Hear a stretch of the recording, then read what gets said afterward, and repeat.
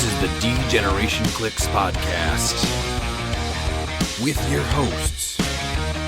Who is Ravage? Ryan Ruckman. Ravage. Hand me that bottle cap. Miles Kane. Hand me that paperclip. Grab that twine. Gun wrapper. Daniel Schwab. We are Best friends. Asgard to mouth. And Pete. 'Cause I'm just me.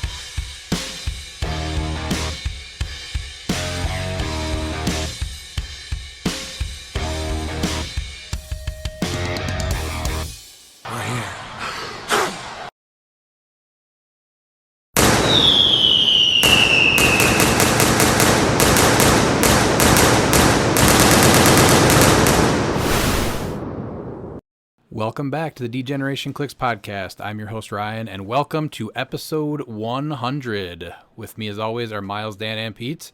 Miles, happy 100. Thank you. I guess I can do the same to you as well. I feel pretty spry for a 100-year-old man, but yeah. Well, thank you, Miles. Pretty good. That is pretty good. Dan, happy 100. Thanks. I don't know how I got here, considering I'm still a child, but, you know. It's 100 days. 100 days. Pete, happy 100 to you.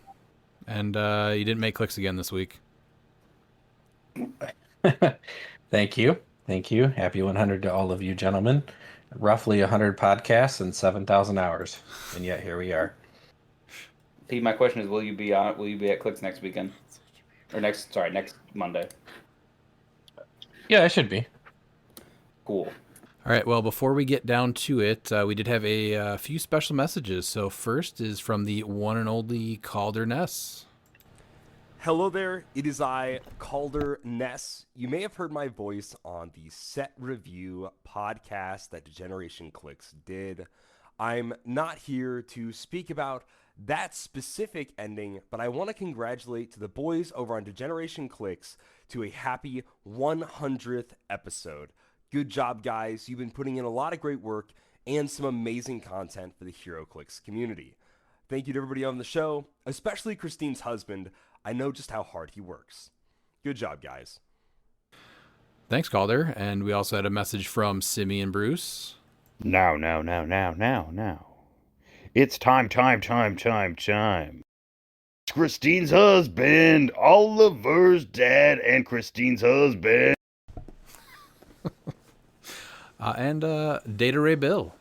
Happy 100th episode, and congratulations to Christine's husband. All right, thanks a lot, guys. Now, we are having our Champion Clix Open Fall Festive on Saturday the 29th at 9:30 a.m. is registration at Coliseum Games in Kenosha, Wisconsin. We also will be doing BRs and be dropping new LEs all day, too. So if you don't want to play in Modern, come play the BRs and get a chance to win some cool stuff there, too. And what would an episode be without the Bookwood Report? A better one. Pete, let's bring this episode down a peg, too. Wake up in the morning, check the Bookwood scene. Every headline popping up on my screen. News is shaking, got the world on fire with the Bookwood Report taking us high. Bookwood Report, get your fix today. Keeps us moving, lighting up the way.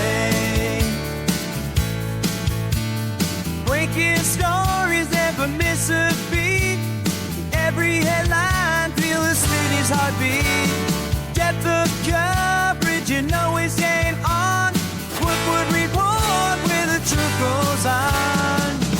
Bookwood Report, rocking loud tonight.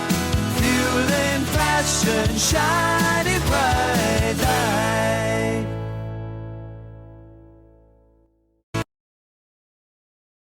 Hello, friends.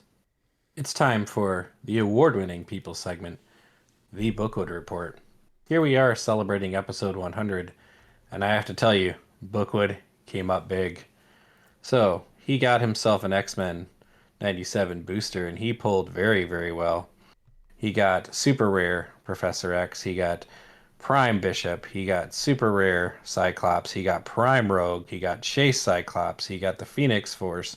And he got himself a regular old Cable. He then went on to say he got Chase Nightcrawler for less than $100, like he told Redman. He then got a super rare Blackheart from Rise and Fall, about time. Then he got himself a Prime Cable from Tony Canavino. Gotta shout him out, is what he says. He also got him for less than price on eBay for the Bookwood Report discount. I feel like we've really enabled this guy. Yes, unfortunately. And then finally, he traded a bunch of super rares for a Mjolnir from Mighty Thor. No, he chased. It was one super rare and a bunch of Kerr. That is quite the Bookwood Report. Yeah. I told you. He could turn a piece of gum over amount of time. He could turn a piece of gum into something like Mjolnir. Well, I feel like he's directly benefiting from the fact that there is a Bookwood Report. Like, people are posting. Like, I need it to be on the Bookwood Report. So Bookwood is cashing in on that. So good for him. Now, he did not come to Coliseum this week, but he was there last week for Sealed, and guess what? He did terrible. So that was a good day. Sounded like it. Did anybody else play him at Sealed? I did not. I had a terrible Sealed run for this. So I went, well, because they allowed us to misreport the scores, I ended up going like 1, 4, and 1 with like just nothing above a rare. And I think it was my total for like the 5 games I actually played. I had like 9 total crit misses. Ooh, nice. So it was just not good, like not good release or Sealed for me. But the set's still super fun. Like that didn't take away from the fun at all. So that was on the lower end of crit misses for you, right? Oh, dude, it got to be just completely disheartening. Yeah, it's bad when your opponent apologizes to you. You're like, dude, you didn't roll my dice. Like, and this is coming. That was me too. Every time Storm attacked, when I like her first opening attack, she crit missed every time. I'm like, what is happening here? That makes you hate pieces, which sucks when it's a piece that you were excited to play. Well, I didn't even like her that much. I was like, this is neat. She's cool, but I'm like, you crit missing every time with like, because she's got her bumped up values because we were outdoors. I'm like, why do you do this to me? You never had a piece like that though, where you're like excited to play it, and then it's just like you're rolling crit misses and 3s. No. Oh well, I guess you just sacrifice enough animals then. You know it. It's the only way to keep it consistent. And that's happened so many times where I was excited to play a piece and either get it in Sealed or build with it and just does terrible and never field it again. Nah, I always give it a second go. Come on, you always got to give it a second shot at it. We did get a request from Jocelyn Bowmeister. She did mention that she wanted to hear more from Christine and Oliver. Christine's been going back to school to get her doctorate of physical therapy, so she really has not been able to play that much. So it's really just been some Sealed games for her. At Worlds, it was Team Sealed and BRs, and then just some BRs at home. So and then our usual monthly game. So she's kind of been a little bit more out of it and focused on other stuff right now. So hopefully when she does get back into this and things calm down a little bit, or she takes a win in the monthly, we'll get her back on here. But Ali has been going strong still, and I was able to get him on here to talk a little bit. So, Ali, let's just get this one out of the way. This question comes from the terrible, miserable garbage of a person, Recyclops Fruits. With Prime Colossus gone, what is Ali looking to play? My money would be on Chase Wolverine, bub. The one from X-Men 97? Yep. I just found a really good combo with him if you get the... So yeah, he is probably my thing, and we're putting instead we're putting the premium Gambit Hellfire Gala. So you got to play the Hellfire Gala one, right, from the Hellfire 2 X-Men on one? Monday, and it's like... You want to tell us about Monday real quick? Yeah. What happened on Monday? So on Monday, I played a ton of X-Men. I played like a ton of X-Men from X-Men 97. And I had the Chase Jubilee. How did she do? She did pretty good. I killed a Lobo Red at the end of my last game. I come in because he took one click. So I'm on my first click. I deal 4 damage pulse wave if I single target someone. So perplex up speed and attack. Mm-hmm. Running shot pulse wave. I got knockback because she just has played knockback. Yeah, you one-shotted my Absiska. Jessica. Yep, with the Whatever knockback. you call her. Yep, you one-shotted her too, and since it was Yeah. Pulse Wave, I wasn't even able to revive her, so I didn't get my extra life token. And who else did you play? I played the Chase Wolverine. Mm-hmm. How did he do? He did absolutely awesome. Is that your new favorite piece? No, still doesn't beat Prime Colossus. Still Prime Colossus. Well, for modern now. We're just talking modern now. Modern? Yeah. I don't know, I like him and Juggernaut. Juggernaut's still the legacy Juggernaut, right? Yeah. Yeah, okay. What else was on your team that you liked? I had the Chase Nightcrawler. Oh, yeah. How'd you like him? He was awesome. I came over to a John Constantine, hit him, rolled a 6 on blades, gets obliterated off the map. It was awesome. And then he gets to like just poof over and do a ton of attacks. So I kill your forgot who it was. He took out my... I don't know. He took out my Bishop. You didn't take out Bishop Sable. is what I was talking about. Bishop, yeah, okay. Bishop, yeah. I came over to Bishop and he was like right by 2 other people. I think it was like the Batman Super Rare. Oh, the Cyborg one, the Cyborg, Omega one, yeah. Yeah, you and did work with him. Black Beetle. Yep, and Black So Beetle. I come up, hit him, I'm like, take this, now this, now this. Then I obliterated him off the map. And then you also played the Gambit so that he could do a full move charge. Were you able to do much with that Gambit? Not really. He just had some cool powers, I think, that comboed with him, right? You could do the 5 with another X-Men. Yeah. And then, what was the other thing? If You get the double fives, you do an extra damage, right? Yeah, like an explosion. Yeah, that kind of came into play a little bit, right? Here and there. And then you played the super rare 97 Cyclops. What'd you think about him? He was fun. I think I did blast one of your pieces off the board, though. Did you? I think you dealt, was it 6 damage? Because I think you were on 3 damage with 3 Yeah, enhancements. 6 Did you nail somebody? Yeah, I nailed your Batman. Batman? Okay. Yeah, you did work with him too. And then you had... And then I know I like nailed someone else in one of my games. And then earlier I said he turned up the visor power to full. And then you had Leech. Did you do much with Leech on Monday? On my last game, it came really important because I played against a Prime Lobo. But he just got kind of smoked off the map. Yeah, it's a huge counter to Prime Lobo. He just got like targeted. Which was probably a good idea on your opponent. I think it was Doug, right, that played it? Yeah. But then I went over and just beat him up. I beat Lobo up. And then you had some good plays with Morph. What'd you think of the Morph? I didn't play I played the alternate card Morph, not the normal card Morph. Mm-hmm. What kind of powers were you picking with him? I was picking Gambit. The Gambit because he has like Perplex. And then he also gets the sidestep, so because if I need to get into the right angle, I can. Was there anybody else that you played, or is that it?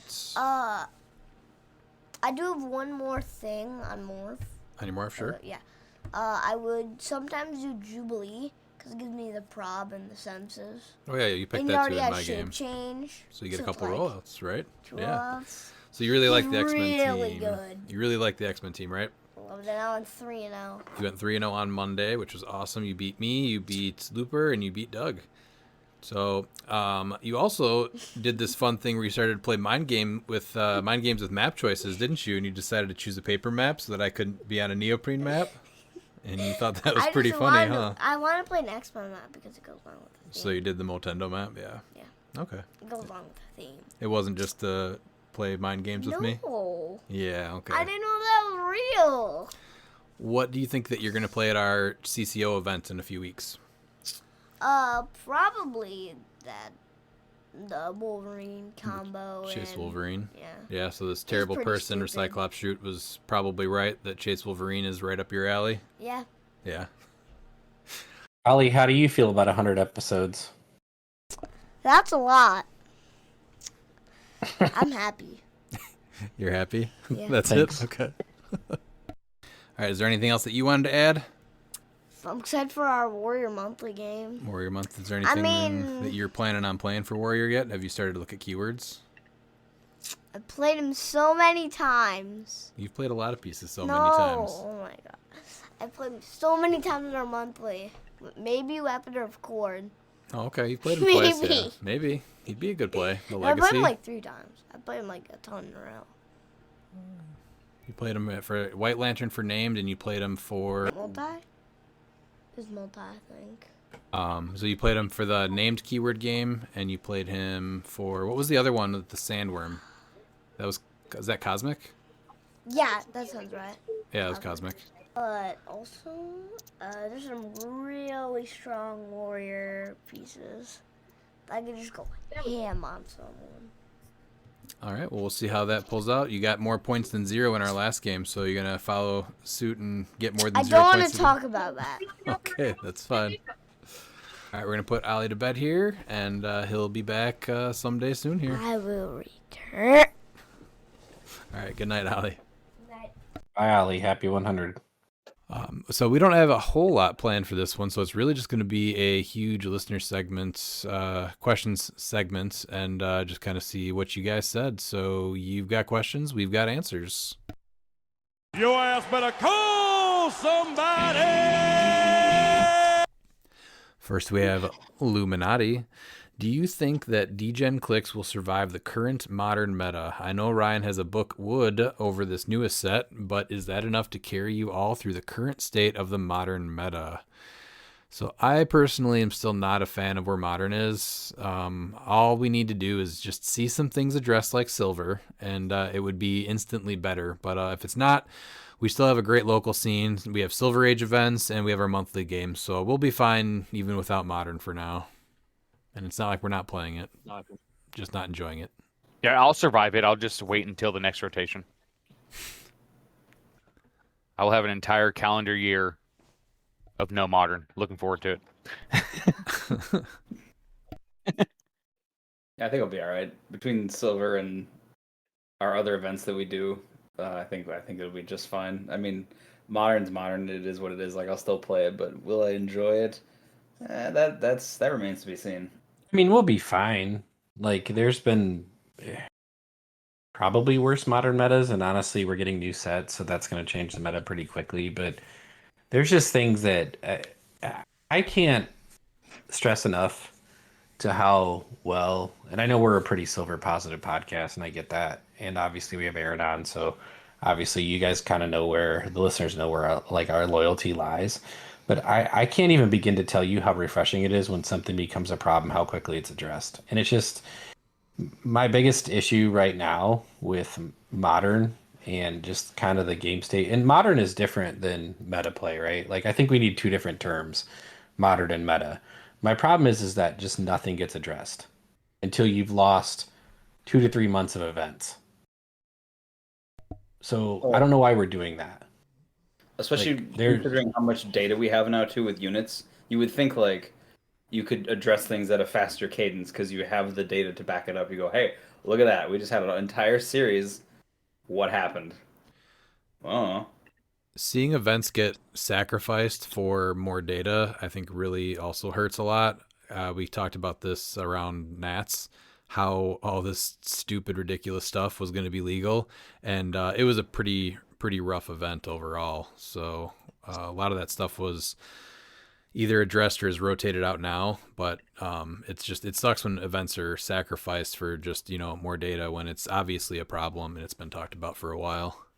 So we'll see. It is a little bit better after rotation, but there's some new issues that have popped up and a few old ones. So we'll see, and I'm sure we'll talk about them in a little bit down the line here. Number 2, if you could be any of the Eagles, which Eagle would you be? Man, I don't know about could be, but I probably feel like I have a lot in common with Jelly Bean. Just a huge sweet tooth, food and drinks and all that. And this is the most important. He's the only person to ever agree with me that the best nap, hands down, is downing a Monster Energy drink and then taking a nap immediately after. It's like the ultimate refreshing recharge. Well, Pete's tried it now, so I'm pretty sure he's also in that camp. Pete, have you if I'm not tried it? mistaken. Oh yeah, we've talked about it many times. It's amazing. Yeah. Right? Yeah. Like, why wouldn't you do it? Yeah. I don't do Like, if you're Monster, tired, but yeah. You've- It's you've- pina colada. You drinking it like an Pina energy colada drink, rock though? stars. Okay, so yeah, Rockstar. It's an energy drink. Yeah. Yeah. It's a pina colada. Yeah. Yeah, so you've If I you've could- downed if I like a could- full energy drink and then you've just taken a nap right after and you wake up, even if it's only like 20 or 30 minutes, and you just feel the most refreshed ever. Yeah, I've been doing that for years. Yeah. Oh, it's amazing. It's how I live my life. Yeah. If I could See, this drink is tough. I was gonna say if I could drink caffeine, I might be like, sure, but I can't drink caffeine, so I don't know what this experiment's gonna be like. Well, you're just gonna have subpar It's naps amazing. then. Yeah. I was going through this question to see like if who I would want to be. See, the easy answer would be Brian, but me and Brian are already on the same wavelength, and and with how I hate where modern is, and like how I feel like I hate HeroClix, I think the only answer is Chip. That's actually pretty fair. You're 100% Chip. Yeah. I'm podcast, so I mean it's yeah. Oh. I don't know the Eagles very well, so I can't be like I would be this Eagle. I have no idea. Would Hot Dog Man count? We just had to find out who the Curtis is, because Curtis is the one that wanted to be an Eagle but could never join the Eagles because the Eagles said no. That's what we have to find out. We got to find out who our Curtis is. Curtis requested and he was denied. Yes. He's like, I'm an Eagle. And they're like, no, you're not. It's not Bookwood? No, It could be Bookwood. Bookwood has a nice spot. He earned his spot. I give him a lot of shit, but he did.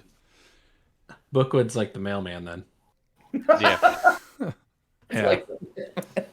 I mean, obviously, I have a lot of affection for all the Eagles, from Corey to Chip to the Angry Uncle, David Ellis, and Jelly Bean, obviously. But it would obviously be Brian Dormeyer.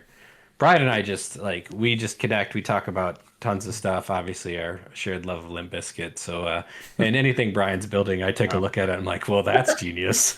Why am I not playing that? So, yeah. Yeah, and I want to say like I'm like Corey, but Corey is just like the most even keel of the Eagles. Like you're not quite sure what Corey's thinking. I've had a lot of good conversations. I said a long with time Corey. ago when the podcast started to pick up, and I said we're either one of two things, the Eagle Cast. We're either the spiritual successors or the bastard love child. I'm not really sure which one it is most days. So I feel like there's truth there. Yeah, makes sense. Number 3, when's cliX Camp? Miles, do you know the answer to that one? We do not. I believe it's going to be sometime late July, early August. Don't have the dates yet for it. Same time as we did last year. Okay. Number 4, what should I play for Red, White, and Clix? Well, I can tell you if you want to do well, don't play what Kenny's playing. You want to spoil what Kenny's playing? Yeah. I don't know. It's not going to be good. Whatever it is. Well, he's a huge I thought you X-Men knew He fan. probably something. does. No, he probably knows. I'm going to say Prime Rogue because he's a huge X-Men fan. Kenny. Yeah, I could see Kenny playing her. Yeah. He needs to go and just have fun and just play Main Force Juice with Animal Man. I mean, just make sure that you and your opponent have the most fun possible. And I think that's the route that you have to go, is just make HeroClix fun again with Juice. Yeah, that's a good point. I won't be there, so I won't be able to get mad at you, Lou. So if you want to just main force Beetlejuice and still continue to drive home the point that it is the worst piece for the game, that would be honestly maybe ideal. Did you just not hear what I said? Make HeroClix fun again by playing Juice. Yeah, that's a terrible take. It's not funny. It's not. So let's prove that. Yeah, let's show how fun it is. Lou, I think you should play Prime Abomination, good old Pantsless A-Bomb. Yeah. And just make sure that everybody knows that Trace Glizzies is there in spirit. That's right. We're handing out a solid wienering. With no pants, as usual. And number 5, Yeah. are you going to announce this is your last episode? So even though the Eagles did announce that number 100 is their last episode, we are going to keep on keeping on, Lou. Sorry. Yeah. Sorry for your luck, community. But in fairness, it took them, 5 years or 6 years to drop 100 episodes? So, I mean, that would make sense. That's true. That's like episode 300 for us. Versus us just like sprinting to 100. Yeah. Yep. So, Lou, Well, I'm afraid I've got some bad news. we're here to stay. Yeah, that drop feels really appropriate. All right. Then we have Ryan Bookwood. How do you guys feel about the 6-3 Bears? It's exciting to watch winning football finally. I know Redmond is the biggest football fan around, so his insight will surely be crucial. So here's 2 things I didn't know. They've played 9 games, and they have a winning record. I just do not care. Wow, I think you're as much of a football fan as I am, because I'm in the same boat of just could not care. Yeah, when I You saw know, this is the first year. I agree. when I saw 6-3 Bears, I was like, I didn't even know there was 9 football games played yet, and I have never heard of them being positive this late into the season. So, both surprises. Now, if he wants to know how like Arsenal's doing, that's a different question. But this isn't the type of football he's asking about. The DC hero. That's what I was asking too. Yeah. All right. So obviously, you could obviously ask Rebin about a million other questions before you got the sports ball that he could answer. This is not one of them. So let me tell you, as the degenerate Bears fan on the podcast, I don't know what to think of them. I'm excited. Like, I watch them win games. They're like basically bum slayers right now. 6-3 is good. They could easily lose a lot of the rest of their games and just be right in the middle of crap. But hey, right now they've looked good the last couple of weeks in their first place in the division, and it makes me a little excited so much that I bought a new Bears stocking cap today. So I'm in, Bookwood. Oh, first place, are they? Wow, They're tied, but I feel like that's That's the a first time in third a thing. long time. Third thing I didn't know. Yeah, the last time they went 6-3, they actually lost in the wild card. So I mean, that's, and the time before that they missed the playoffs. So yeah, you're counting your eggs before they hatch. This is actually the first year where I have zero interest in watching football. Yeah, me too. Yeah. So This is definitely not the first year I have no interest in watching this kind of football. I've never had interest in watching the other football, except when I was a kid. Mia Hamm was amazing. Is she a Spider there's some character? good. Mia Hamm? Yeah. Oh no, she was a very attractive soccer player. She's not the MJ from the Spider-Ham universe? No, No. it'd be nice. Yeah, Okay. yeah. There's some good football being played. You're missing out. I wouldn't say I'm missing out. Oh, shoot. Number 2. What are some things you guys have learned along the way about doing podcasts since episode 1 that you have made adjustments for or changed? Always doing a test recording before actually recording. Every episode, even at 100, we did it before we did this one. Make sure everyone's mics work, that the recording is actually happening. There's been a couple, early on, there was an episode where I had to charge my headset and it killed my mic. And so, or no, what did it do? I think it dropped you guys. And so all you could hear is me breathing and then answering, right? That was around like episode, man, like 20-ish maybe? Having to re-record that was pretty hilarious. Yeah, that one was rough. Yeah, that was a rough week. Guys, I got some bad news. Nothing recorded last night other than me breathing and answering. So we got to redo this.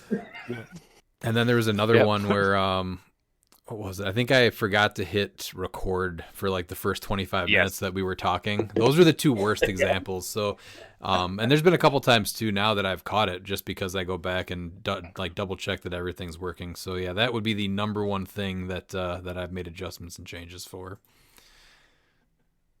What about you guys? Any insight on that on your end? I've had to make an adjustment to get used to hearing the book report every week. It's just part of my life now. The sweatshop, like I I want to be critical, but I know I can't because when we're not recording, they don't know what happens, and I do. A preset thing. I have a preset document now to dump all of the listener questions into now, so it makes it quicker to pull them off of Facebook and dump them somewhere to have them organized.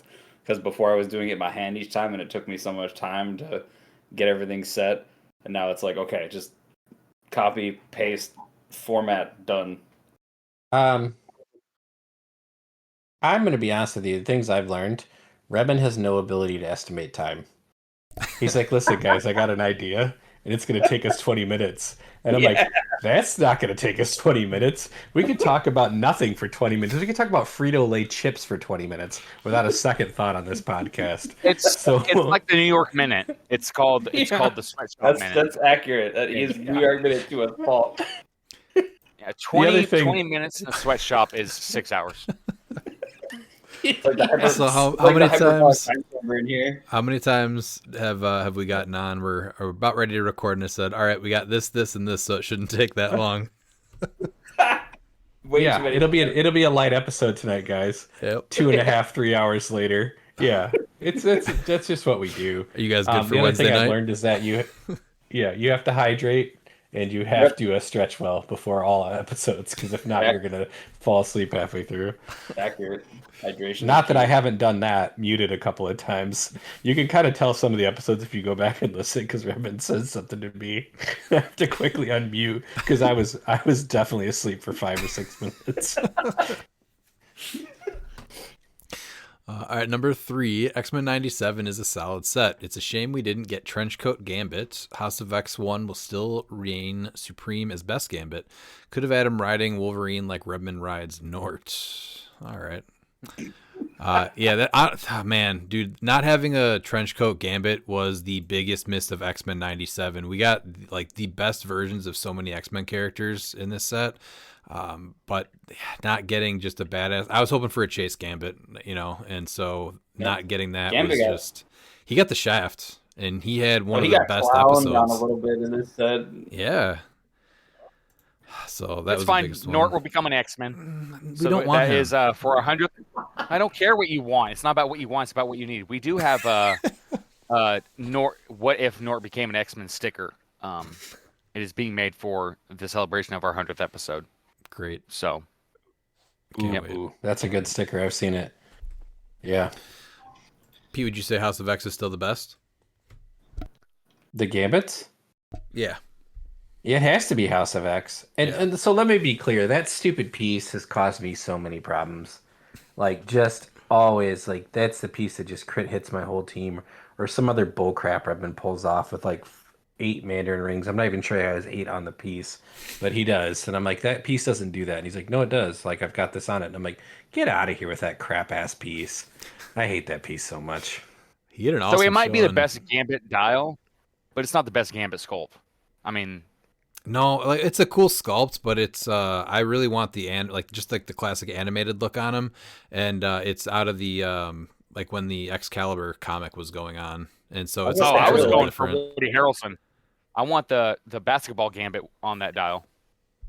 We don't need the basketball. We need a classic Gambit with a trench coat. Everyone agrees. I was gonna say I actually like the Excalibur look because I enjoyed reading that series, but yeah, I understand it's not his classic look either. I'm glad they made it. I started reading comics again like when that was all coming out, so I loved it. They did that, but not having the exact Gambit that I want is sad. But I still like that. Yeah, one, sure. That's the problem, is that when you have a best version of a character, for it not to be like that, like the original version. Like, I would say swap out that sculpt for the Dark Phoenix Saga Gambit. It's pretty boring though, and anything before, what was it, Future Foundation, that smaller scale just really bothers me. Yeah, that's it. Yeah. But like it's not like I'm looking for like, I want issue number 98 Gambit from, this run of this and that. It's like I just want like one of the most classic looking Gambits. I don't feel like that's asking too much. No. Well, no, you kind of want like an updated one. I think is it Wolverine and the X-Men where he had the like a really nice. Okay, I was thinking that was the one. Yeah, that's actually a good point, Dan. Let's look at gambits real quick and see the type of sculpt and the last time we got something that good. So, we got trench or not trench Do we coat. have We got oh no, we're gonna do it because this is episode 100, Pete. Oh, God damn it. It's fine. So we have tuxedo gambit, which again, this would have been, I think, was it Garrett that mentioned this one, getting like an LE, or even if it's like a not release day, but the thing that like Spider Rex was, where he's on a motorcycle, 1x2 peanut base, that would have been awesome. And we just got this tuxedo gambit. Motorcycle.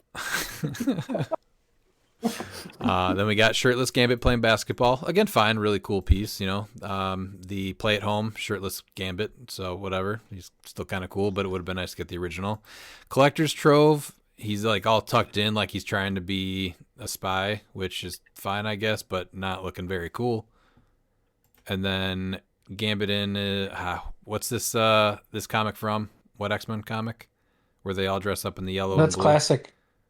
That's classic X-Men 1 by Jim Lee. Yeah. Oh, it was Jim Lee. Okay. What do you mean? What comic is that from? Yeah. I wanted to say Jim Lee, Come but on, that's it was not a trifold cover. I know exactly. They went to space. Yep. They were Shi'ar. No. Come on, man. Whoa, all right, Pete. The Gambit, who's looking super sexy from Hellfire Gala. Again, just not the Gambit that I'm looking for. This is the alternate cover. Though. Hold on a second. So That was not Jim Lee's #1 Gambit. That's after they went to Australia. Which one? He had the trench coat. No, I'm not saying it's #1. That's when they went to just X-Men, like as the title. He drew the covers. Yeah. So you have 4 shirtless Gambits. You are always looking for a sexy Gambit, Robin. So you have 4 choices. Yeah. The alternate card doesn't count. There's 3 sexy shirtless Gambit choices.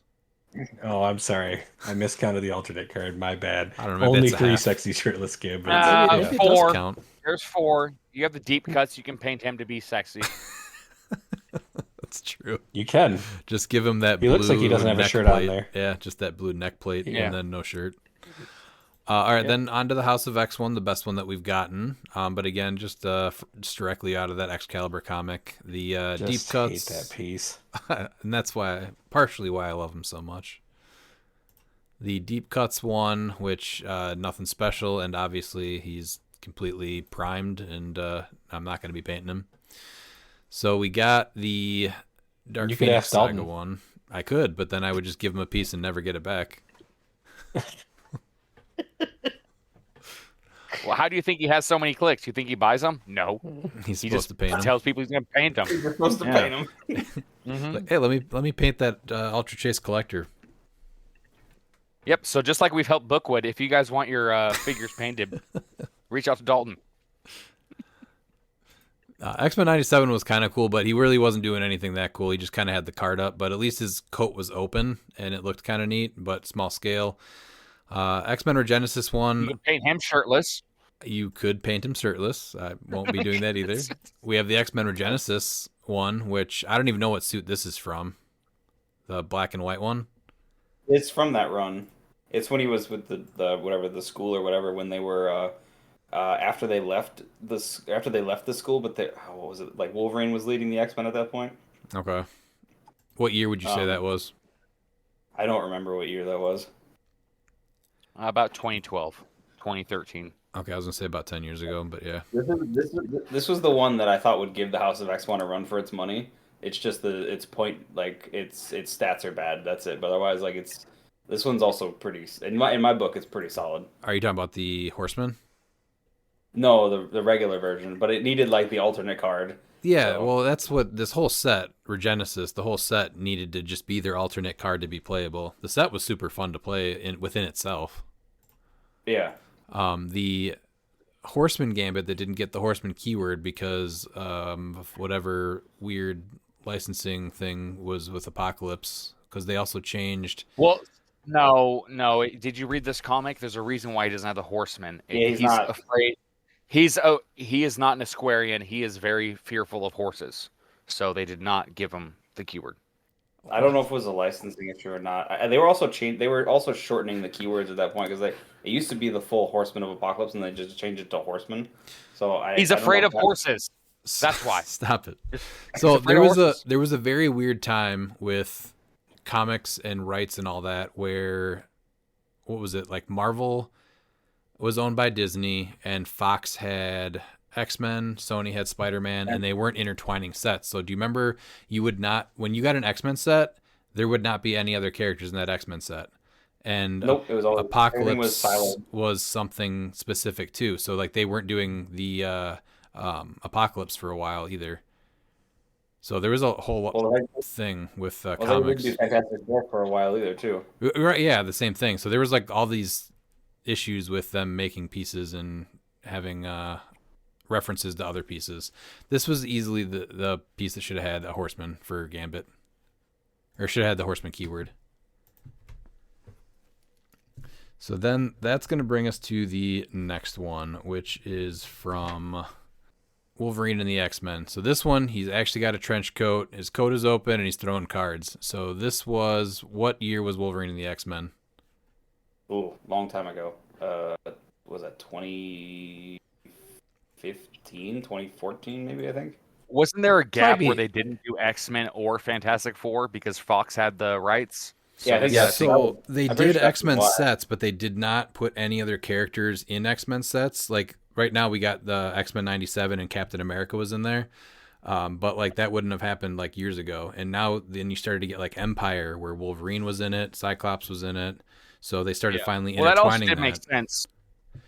They needed people to watch X-Men 97, so they got a character like Captain America in it. That's and it makes not total true. sense from No, a business perspective. that's not true at all. I think this is I think probably it's the right. best I'm wrong. sculpt, don't you think? Yeah, I'd say so. Oh, yeah. The best, Beyond- most classic. I was like, like I said, I still like the House of X one, but yeah, this one for like your classic sculpt, I think this is the closest to it right now. It's I'd either like that to one or the remake Mutation that and one, Monsters one. Yeah, that it's Yeah. it was a great idea for Mutations and Monsters. I'd like a redo of that sculpt of him jumping off the Sentinel's hand. Yes, that one is also that'd be really awesome. good. I'd like one where the Sentinel's just crushing his face. Well, yeah, I mean, but we can't all get what we want, you know. So those are the two best Gambit sculpts, and they are super old and ugly. And so Wolverine and the X-Men was 2013, and Mutations and Monsters was 2004. Yeah, so yeah, something like that. that 2004, 2003. Oh no, 07. 07, yeah, that's what it was. Yeah. Are you looking at it right now? You know for sure. Yeah, it's 2007. I just double checked it. Yeah. Okay. All right. Yeah. Yeah. The only reason why I would know like that around that time is that's when we finally got the cards. Oh, So- okay. Yeah. But do you think? Do you I would really like to feel- nominate Huh? if he might be a pervert Gambit from Collector Stroke because his jacket's closed. He's Right? like, You don't know he's what's getting underneath the jacket. Just boots. Maybe he's just wearing socks and like a nice ascot. You know? I mean, he is a huge fan of Fred because Fred is a real man.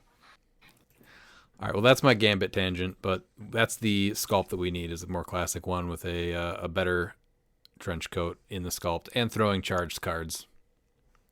Or a Sentinel crushing his head. No. One or the other. No. Whichever comes first. or a Sentinel crushing his head. All right, number 4. How do you feel about John Cena winning the IC title tonight? Also, who do you think his final opponent will be? The final boss? Hopefully not.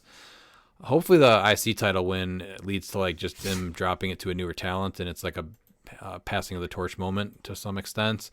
But I do hope that The Rock is the final boss and his final opponent, Bookwood. So anything to disappoint you? No. See, this is where you're wrong. Is that everything's leading up to this? Why? I don't know. The final boss is he's lost all of his weight, so he's just not going to be in the shape. So this is not a prediction. This is just a spoiler. You just made the list! John Cena's making the list. Okay. What better way than to have John Cena put over someone that's older than him? I mean, that's exactly what TKO is going for right now. You know, who needs new stars? Isn't his contract not up until like January? Miles is really negative tonight. No, I'm being serious. No, it's everything's leading up to that. We don't know when his contract ends. Pretty sure We don't know if, with this whole entire Adrande thing, Tony Khan has tried to work with WWE before. I mean, there could be something there. TKO is now runs it, so they're looking for money. So they're more likely to actually work with AEW than a Vince McMahon would, because Vince McMahon still had that old, that old thinking, territorial thinking. So, Okay. I don't think that's correct at all, but okay. you know what? It's Dan? fine you being wrong. Oh, I have no idea. I have not. He's kept up upset. with wrestling. Dominic Mysterio, his hero, just lost.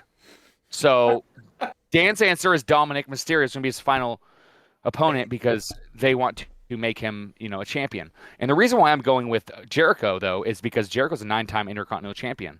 It's time to make that double digits, baby. That would actually be fine with me. I'm happy for John. So 17-time champion, all-time great. Got his Grand Slam, which we kind of all knew he would. I would be fine with either Dom taking it back, or Gunther, or like maybe Obi Fema. Because this is an opportunity where if you really want to build the company going forward, there's no better win than a win over the arguably greatest champion of all time. So you have to plan that out, and that's where your next generation comes from. I think the most logical one is probably Gunther, but Yeah, I would be perfectly fine with Dom. Isn't he like in the best shape he's been in at this point right now? Yeah. Yeah, like he's. Yeah. I mean, And he's in the tournament. But they have some other interesting things in the tournament. There's also they're announcing people. I know people have talked about Adam Copeland coming back as Edge, or like Miles said, Jericho. I think if you do that, that's the problem with the WWE right now, is just kind of a nostalgia machine. And it's fine for a certain amount of time, but then all of a sudden these guys can't, you're not building anybody. So if you're going to send him off, and this is all about the future of the business, as he said, then put over one of the guys that's the future of the business, even if it's Braun Breaker. I was just gonna have say him too, come in but and squash Cena, and that's your next guy, right? it's hard for me to hear you say that he's like the best world champion. He's up there with Flair as the worst world champion. They're the only two wrestlers to lose the championship 17 times.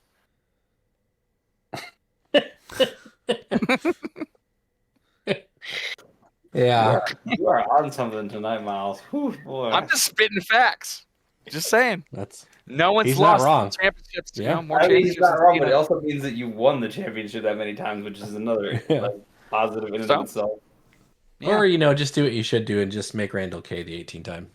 Just call it a day. Yeah. Yeah. Mm-hmm. It's easier to win it than hold on to it. All right, so then we have Owen Buss. My question is, if WizKids were to make Transformers Iconics, who should they include, and what should their abilities look like? Obviously, Soundwave generates Ravage. That's where I would start too. Soundwave and Ravage. I'd like to see the Beast War characters, because that's really what I fell in love with the most after all the G1 stuff. But I think the shifting focus would be a must. Just if they really want to nail it, give passengers or vehicle modes, passenger, whatever, based off of what their vehicle mode is. But like their stats and their powers would change based on their modes. So shifting focus is a must for sure. Yeah, I'd like to see definitely Bumblebee, and I'd like for him to pop out two bystanders to be Sam Witwicky and Michaela Baines. I think a set without Michaela Baines is a set that's set for failure. Yeah. Yeah. It's Starscream. I also like to get, honestly, the Beast Wars. They would be a little bit more in line with the size too, and they'd fit on the map a little bit better, because you're basically making every other piece would have to be pretty close to. Most of them would have to be a 2x2 on average, right? You'd have the cassettes could be on a single base. You have a couple of like the It would be mini bots. Yeah, we'd have to. It would be like what is that? The Pacific Rim, where it's like it's just, colossals. Yeah. It looks so bad though in scale. Like it's like no, they're not that small. Well, they've done a good job with like the newer single base colossals, like Atum, Chthon, and stuff. But yeah, I don't know if that would translate well to Transformers. Yeah, you can't just have. I guess you could just have the upper half of Optimus Prime, and then his trailer. Well, that's what I mean. That's why I don't think that would translate well. Yeah. No, they I need to think be you could do yeah, they have to be because I think the best thing to look for them would be like the Jurassic League. I think is that would be ideal. I think, yeah. Well, they would have to be. I think you could easily do multiple sets. Like you could do Transformers in generations, like the original Transformers from the cartoon. You could do the Beast Wars. You could do the essentially the series 2, and you could do a nice iconic set of when my childhood died, when Optimus Prime died, and I was crying as an 8 or 9-year-old in the theater. So he just left this world, and I had very uncomfortable questions from my mom about death and life after that. And I won a Colossal Unicron. Oh God! And who are the guys that? What were was it the Constructicons? Yeah, I For need that Devastator. too. Oh yeah, Yeah. yeah. You could totally have this. And then, are you telling me you didn't want the Dinobots? Right, like all that Grimlock? stuff. So Come that's all on. stuff that Yeah. that Oh, you would need, and they would need to be those big. guys, I think. Yeah, Yeah. but those guys could be single base colossals. Like those guys, the Dinobots, could definitely be single base. Like that would be okay, at least for me. To be on a single base? No way. They're huge. They're some of the biggest guys. I guess I was thinking about scale, and I confused their scale because I'm confusing them with the sorry, the what was the original, the Beast Wars guys. Those guys were smaller. Oh yeah, those guys are much smaller. But if you, there's even there's episodes where they like interact, and they're like the Beast Wars guys are like the size of the heads of some of the bigger guys in some instances. Well, yeah, you have Optimus Prime riding Grimlock. Oh yeah, in the movie. So he'd be like so he'd be a 3x6. He'd be Galactus. We If don't you're need gonna the have movies. Optimus Prime as a 2x2. We don't need the movies. We don't No, need the exactly, Bayverse I know stuff. we don't, but it's. So how does everybody feel about Cybertron? Because that was what I gravitated towards because they had some of the animal based Transformers, and that's where I remember picking that back up. Was like, oh, these guys look like the Beast Wars guys. That's cool. And I don't know if that's like a well received series or not. So it's a show that's been like rebooted a lot, and that's just another. That's you said Cybertron. Oh, yes. Because that was kind of like a trilogy of I think like 3 years. It was what was it? It was Energon, Cybertron, and was Armada part of that? I think it was Armada too. Yeah. So and it changed a little bit. It didn't flow totally well, but like you could easily do each one of those shows could be a set.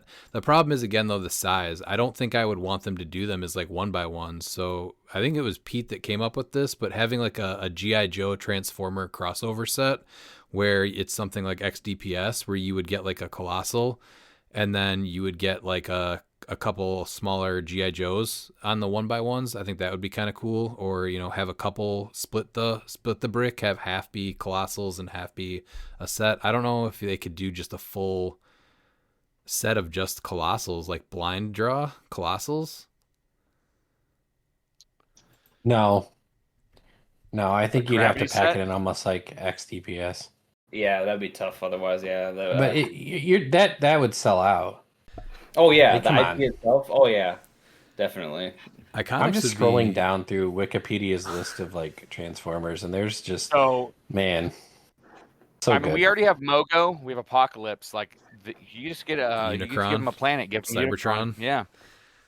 They Yeah. could do Iconics for like Soundwave would be perfect because then it can get all of his cassettes. That would be like a perfect Iconics right there. You could give 2 sculpts for Soundwave, one is a boombox, and I guess technically you could probably there's what is that called?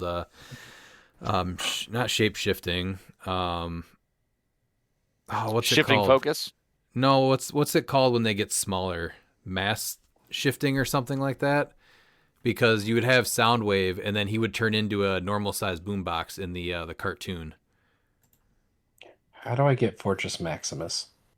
That's a map right there. Oh god, that's so oversized. I feel like if they did this, I need a Megatron that goes to shifting focus of the gun, which like flips into another Transformer's hand. Well, yeah, see, so that would be like an equipment, right? So he could turn into, you'd have, again, like an Iconics where it's Megatron as him in like the bot mode, and then you have a smaller gun mode, and then he could be equipped to a character. And Megatron did damage when he was shot. Yeah, like once per game. Shockwave? Whatever. Could we Yeah, also- you just could we- I was like, could we you also have a unequip the Megatron gun. with- Oh yeah, and just turns into him. Yeah, that'd be amazing. Oh, I was thinking of Here's like- Megatron that like promotions up to Galvatron because I feel like that's always the eventual like When he dies, yeah, that evolution. could be Or, something. yeah, or whatever. Yeah, like, I guess yeah. So if he dies, he gets to spawn in another character. That's or whatever the next version of him. So yeah, they could make Transformers forever and just keep going off of the different ages and everything. I think the only set that would really translate well into like a normal set would be Beast Wars, though. He's the Beast Wars. They're at which least I'd be kind of the fine. size of the humans. Well, they'd just be giants. Honestly, I feel like Well, they were the size of like regular animals. Animals, right? Yeah, so like Oh, Yeah. yeah. I guess they'd be fine. they would work. You could have like obviously depending on what the base is, like a cheetah could be either a 1x2 or it could be jumping and still put them on a 1x1 base. Cheetor. Yeah. But like that's another thing too is like you would want the cheetah to obviously run really fast, right? So he would have a completely different power set on click 1 than Cheetor and Beast and then bot mode. So shifting focus is just you'd have to do it shifting focus. It would lose a lot of luster if you didn't have it like that. All right. Oh god damn it. Recyclops Shroot. Visits my systems are online once again for episode 100. Redmond, how are you enjoying X-Men 97 so far? Well, obviously you don't pay attention. It's great, and I've said it an uncountable amount of times. Have you played Magneto yet? I know he's your favorite piece out of the sets. No, see, he's cool, just not a chase that I'd play frequently, and in Sealed it was a little bit rough. So again, super clear, you just did not pay attention to what we said. Did he specify which Magneto? Because there's like 4 of them, so that's why it was. Yeah, but we had that whole conversation about how Magneto was a little bit rough and Sealed, where he just kind of like slowed it down, and it kind of just made it not fun. So I get that. I know that that's what he's referring to. What are all of your team ideas for the CCO coming up? If Miles was able to attend, what would he play? So Marauders is where I think I'm going to land on this one, which I said before, so you probably weren't listening to that either. Miles, what would you play if you were there? Juice. I'm main force Juice. Miles, I want to have fun. If I'm gonna play modern, I'm gonna have fun. Miles, I've seen Harold your Christie actual putting modern team, and your actual modern team is fun too. Don't give me that nonsense. No, I'm not playing modern, but if I do, it's Juice. Like I'm literally not playing This modern is the for the entire worst. year. Yeah, he's amazing. You guys just don't like having fun. Why are you the way that you are? They broke Miles Kane. They did. It's Chip. I saw his actual modern team, and I'm like, that's really cool. And he's like, I'm gonna do this instead, and whatever. Chip Kane. So full of it. Yeah. It's no longer Chip, it's Crack. So Crack Kane. Yeah, the Chip has turned into a Crack. It's just gone too far. Dan, do you have a team that you've built for modern now? I think I'm still kind of sitting on Pavita right now. He's just a lot of fun to play. So, and I like that type of play. I still think Pulse Wave's coming back, so I'm just like, well, I have a piece that says I don't care about Pulse Wave. So, yeah, that's a good point. It definitely is. Pete, we got 2.5 weeks left, so you're probably not set on a team yet. Maybe a piece that maybe you've picked? Maybe? No, I said it. I'm back with the law firm. You have a full built team? Yeah, unthemed, modern, just good stuff. You mean stuff? Throwing 2 large, just a pair of jugs coming across the board. Yeah, they're representing Keaton. That's the team. I thought it was just Pete's very large brass balls, but okay. Yeah, that's another name for Beetlejuice is Pete's brass balls. Yeah. I feel like I would rather very smooth brass balls play with one of those, and it's not Beetlejuice. That's well, neither one of them allow free because you got to pay for it. That's why you do have to pay for it. Yeah. So, also, is it possible for him to hire a stand-in with an iPad so he can play remotely from his couch? That was actually pretty funny, so it's good to see that you're paying attention occasionally at least.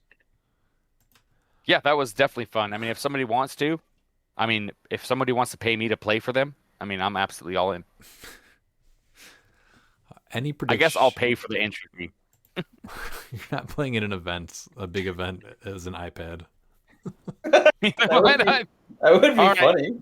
You know what? I won't play Modern unless somebody says, "Hey, I really don't want to play either, but I got an iPad. Do you want to play?" Absolutely. Sign me up. Nope, kicked out of the event Let's go. immediately. No Wi-Fi. Nothing in the rules says you can't. Well, Wi-Fi is No. disabled. I'm not disabled. Well, that's debatable. It is. It is. You're right. Any We already all predictions? have a question. Oh, God have a damn it. question. What? Dan, is there any official ruling that says that I can't bring an iPad, set it down, and just have Miles instruct my game? Yes, there is official that is yes. That's like a part of yes. You can't actually do that now. So I can't have Pete just be my hands because I am currently unable to travel. That was not what Pete said. Pete said that he would instruct his game. That's completely different from you making all of the moves and Pete just maneuvering the pieces. That's Okay. So you're saying that we can do this? Yes. In like a large official tournament, I would have to double check. But like for local stuff, obviously that isn't a problem. It's just more the sanctioned tournaments where I'm like, that's a very big gray area. You're gonna need to find out because it might be the law firm of Kane and Peterson coming to the CCO. Somebody playing as an iPad from across the U.S. is not a gray area, Dan. That is a hard no. Gray area. I am That's a just gray there area. as a conduit of the great Miles Cade. That's Yeah. all I am. Yeah, we're not going to have conversations through it. I'm just going to tell him what to do. So it's not a team.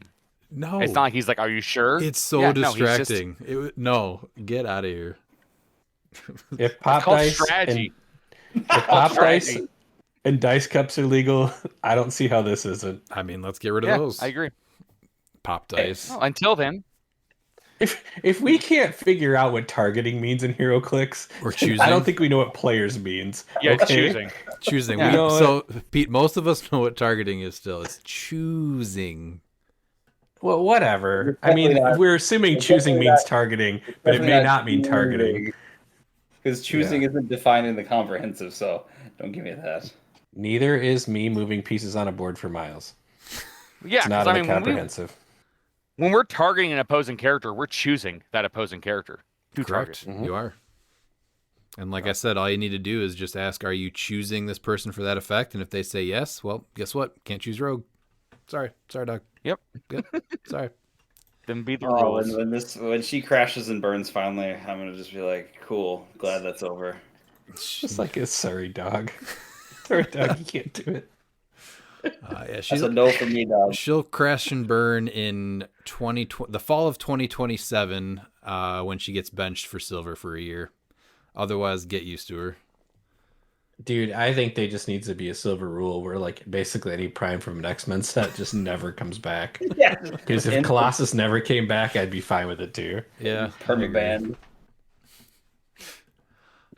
Any predictions for upcoming legacy pieces for Strange Tales? Also, I hope they keep the legacy card format from Lantern Legacy. Just meaning like a lot of them, I guess, or old things like the batteries. Maybe in boosters? Just watch eBay. It'll all be spoiled on eBay here in a couple weeks. Yeah, anyway. my prediction is bats. I think bats will get a legacy card. Yeah, Princess Veronke too, for sure. Yeah. Oh yeah, they're both solid choices for that set. Oh, my God, Tri-Sentinel. it's Don't forget about Yeah. Tri-Sentinel. I bet you he gets one. Oh yeah, that's right. He's another good one that I totally would have seen coming in a Strange Tales set. He's mystical. It makes sense. You know who else Yeah. is mystical? That's- Madam Web. She's already got a legacy, but good Not- try there, Chief. Not the Madam Not- Web. That's a Madam Web. Yeah, Madam. Not. That's Madam Web, not Madam Webman. Yeah, I gotcha. I think we're Yeah. gonna see Daredevil be the only thing that gets a legacy like right as it leaves Modern and just comes back again, Oh, that just to would be make me huge. hate HeroClix with With the even same worse wrong keywords. Yeah, just the same. but worse this time. It'll have to have Yeah. mystical, obviously, because it's It'll have Strange cos- Tales. It'll have cosmic. Yeah, It needs It'll the have classic. Tri-Sentinel. It's gonna have bat. It needs the Tri-Sentinel No, it's gonna keywords. be bat's keywords. No, the Tri-Sentinel keywords. It'll, Bat. it'll No, have, Ghost Realm. It'll have, yeah. It needs next Ghost Realm. wave. Next, Next I want to wave. play a bunch of. I want to play a bunch of them, and so like 20 of them at 10 points with Beetlejuice. That's me and my team. Yeah.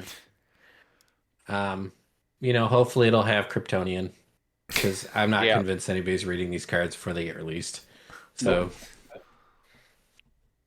Ooh, Arachnite too. Let's get him.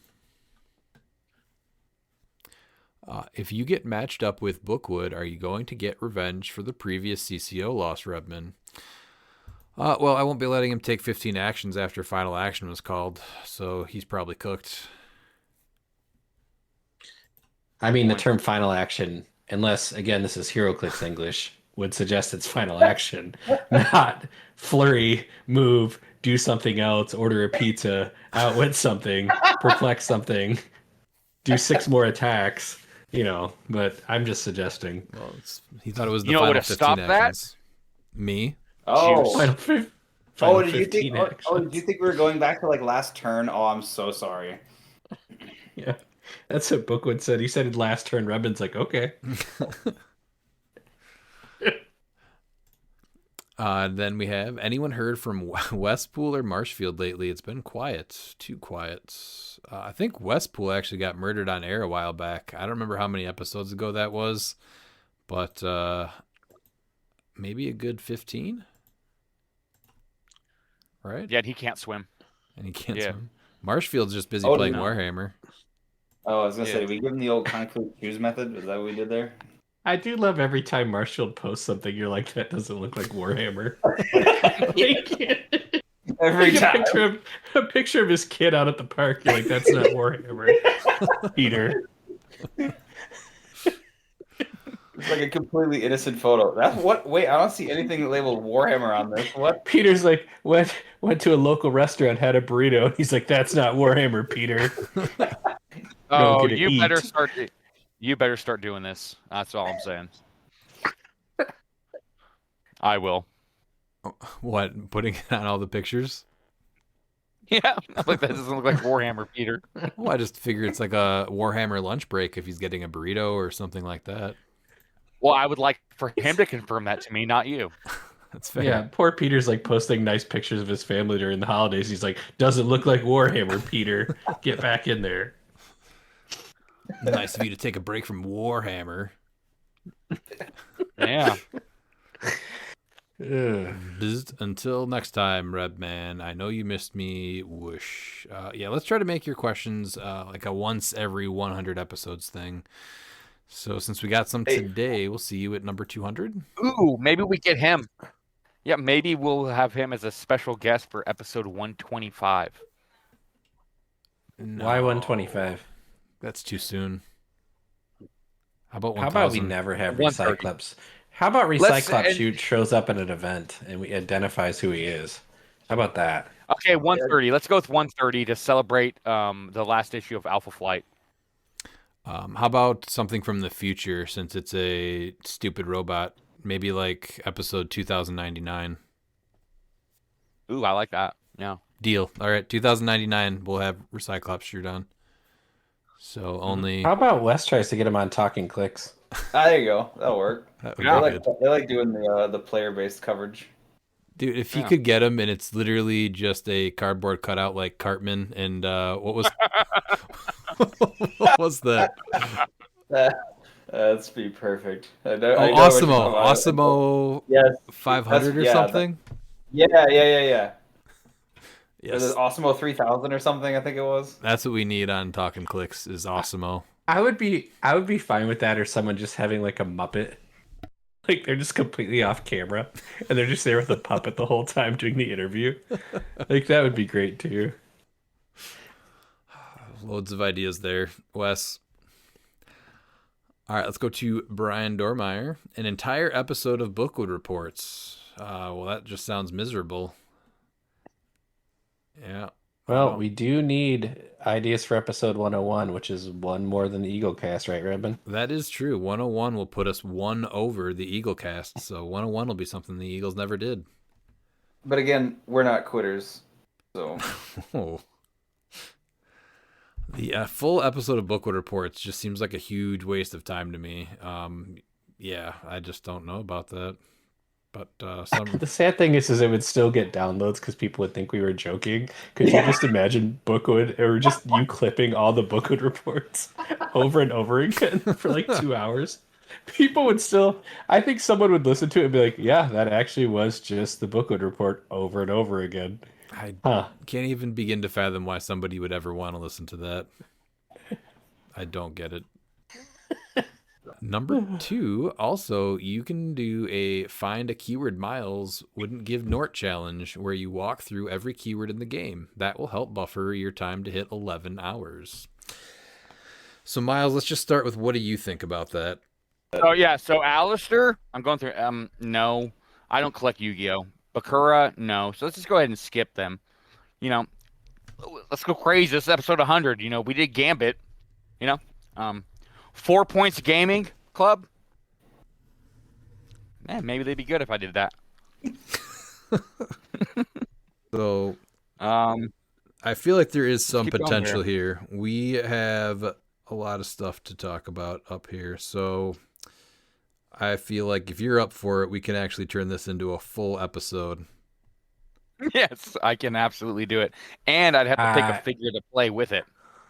Sure, we can. Oh my God. We got some time. Is this another one of your 20-minute ideas? Yeah. This will be 20 minutes, guys. We don't have enough content. So I'm trying to not double book it with other stuff that we have going on. So I'm thinking. Hey guys, can you record Tuesday, Wednesday, and Thursday of this week? I agree. Yeah. In fact, I'll even one up you, Brian. I'll have teams built for each, or a team idea for you to build with them. Oh God. So I'm thinking December 9th is when we do that one. Perfect. All right. So it just so happens that's Nort's birthday. Hold on, I gotta put in for vacation time for the 10th and 11th. Yeah, say I'm gonna need to take that day off following, because there's no way. All right, that's so about a month from now we will be recording the Nort Challenge episode. Then we have JM DeJulio. My question is mostly for Pete, the HeroClix map connoisseur, and definitely not for Redmond, the premier HeroClix map hater. With our beloved Monster Island rotated out of Modern, I find myself lost. I look at all these maps and I see brown squares, black lines, red squares. I hate it all. To where do I turn to get back the sweet, sweet feeling that Monster Island gave us? Nowhere is pitching itself to me as an adequate replacement, but there's like 10 squares of elevated, plus some blocking squares. What's next? Walls? It just isn't the same. Hoping for some guidance from Pete, and please let me know how I can assist in your quest to make a clear map with just one single blocking terrain in the middle. Yeah, so Pete, we all know that you'd prefer to play on a white piece of paper that's just a grid. So what is your take, though? Man. So I actually did some research for this question because if John Michael DiGiulio wants an answer, I'm going to give it to him. So I went through all the maps in Modern, and you're right. You're right, John. These are all crappy. They all suck. There's elevation. There's walls. There's occasionally some water on some of them. The only reasonable answer I could come up with was basketball court from X-Men 97. So you have one little area of elevated that's basically an 8x2. And you got some blocking on the opposite side, but you can quake all that. And then it's just wide open with some hindering terrain. So that, my friend, is my answer. How would you not do urban? How would you not do urban jungle from Smash and Destroy? How?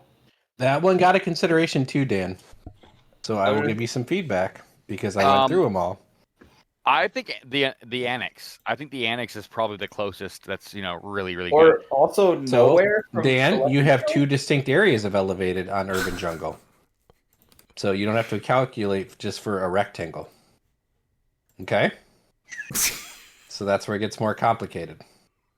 Okay, what about nowhere? There's also like hardly any elevated. There's even less of elevated, and there's only 5 squares of blocking, and they're all in one concise location. So it's very easy to maneuver around it. And he brought up nowhere, and I don't disagree with his assessment, but he was asking for my opinion. And I think the basketball court is also just as equally good as nowhere for these type of things.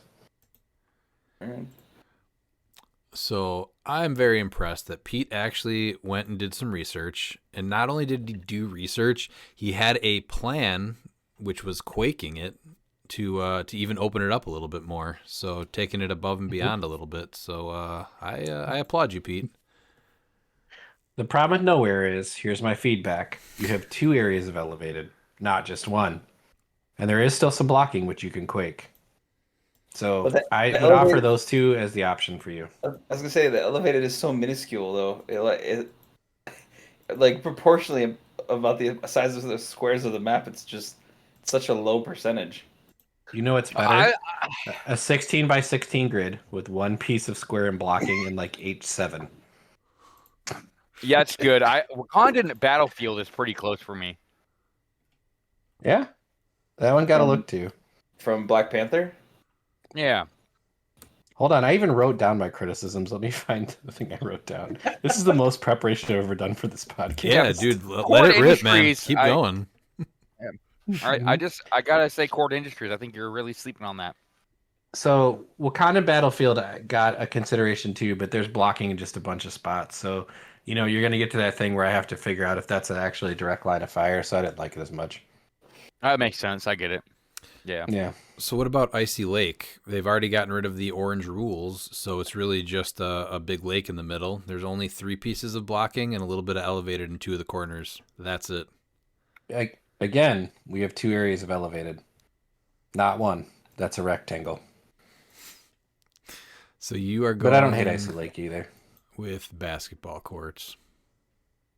Look at the basketball court. Yeah. It's like wide open, mostly. It is, mostly. And there's the weird trees in the bottom. The blocking trees. Very sturdy trees on the X-Men grounds, on Xavier Mansion grounds. Very sturdy. But I mean, you had some elevated on Monster Island, and people would hide in the back behind the lighthouse. That was so stupid. What about Mean Streets? Mean Streets? What's that from? Smash and Destroy. I thought we talked about that one. Did we? Nope. We talked about Urban Jungle. I don't hate Mean Streets, but I can't figure out what those 2 lines are between 5 and above 5 and below 6. Are those walls? Yes, those would be really complicated. Yes, they are super complicated walls. Mm-hmm. What if you had? I mean, they could put windows or doors on there, and then I'm completely lost. So I wish they'd bring those back. At least doors. Just bring them back. Yep. So my advice is, John, is you're a great player, so win an event where you can design a map, and let's make HeroClix great.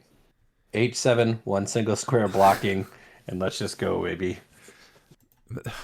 Maps like Monster Island are just so terrible. It's stupid little lighthouse in the corner, acting like it makes a fun match. Get out of here. Yeah, but I mean, Bank Escape. Come on, I mean, it's all elevated, so that way it's by all elevation. That means it's not elevated, So they clearly want the design of everything just to get in the middle and fight. So why are you putting anything down? There's no reason to Just move meet up in the middle and roll dice. It's all about then just full map reach and trying to fly. Yeah, it's not middle. It's if you're on A1, you need to get to P1. Yep. That's what you do. There's no fighting in the middle. I can't wait for the new HeroClix, like the new win condition where like if you just get your whole team across the map, you score victory points. That's kind of what it already is. That's coming at some point. See, I'm of the mind of give me more maps like Sailor's Dream. Just give me those types of maps because that's great. I like all of this. I played on those lines. Looking at it in person, confusing. It's like the Lodge. It blinds me. I've played that map quite a bit. This is a great question. No, it's not that great. Yeah, and Sailor's Dream is so confusing. Just looking at it's a little confusing. Oh my god, how? What is confusing about Sailor's Dream? Honestly, it's the colors that throw me off. What, green and blue? Seriously. Yeah, no, but that's the colorblind thing. Yeah, your eyes are dumb. Because I'm always like, is that elevated? Is that your eyes are dumb? Is that elevated? Is that not elevated? You can ask Dalton. We played on it and we probably had 10 questions between us. That's the worst person to use as an example.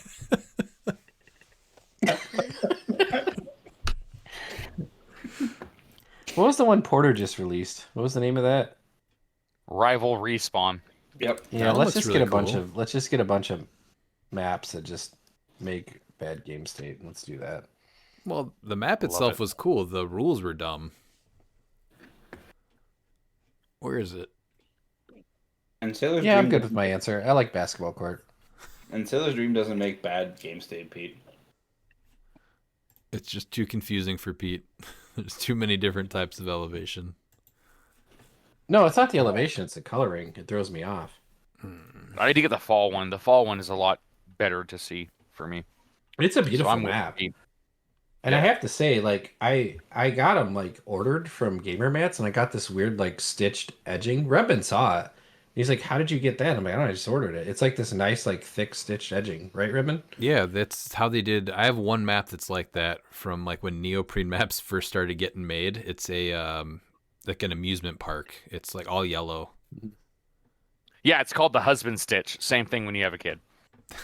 My my other suggestion would be for John would be just to just make it, just we'll start pinging the win every week about just print and play maps. Like, just let us make them up, because if they're gonna make some of the stuff like the one they released at Worlds, what is that, Ancient Hold? What is it, Ancient Hold? Is that the name of it? Yes, Ancient bring back Labyrinth. Ancient Hold for sure.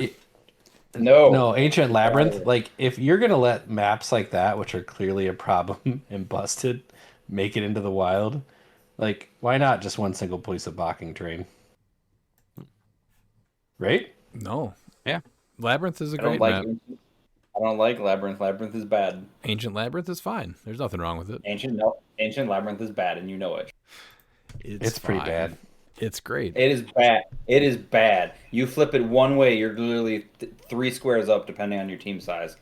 Well, it's good because now you're going first. Yeah. So what's wrong with it? You should not be expanding your starting area that heavily because the map is so dang restrictive. Seems fine. Everything has full map reach anyway, right? Good question, John. Thank you. Motorcycle. All right, then we have Leo Sajazi. Congrats on 100, boys. Thanks, Leo. What was your favorite era of Modern?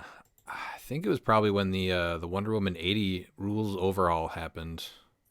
And then, like, starting there, and then the next 2 years, if that's what he means by that, just with the chases that we got out of Wonder Woman 80, and they played a big part of like what we played in our teams for quite a while.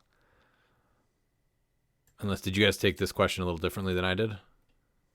No, I had the that's how I exact took same it. way. So it's going to be a hot take because like I know how bad he was, and that was when Legacy Thanos was around.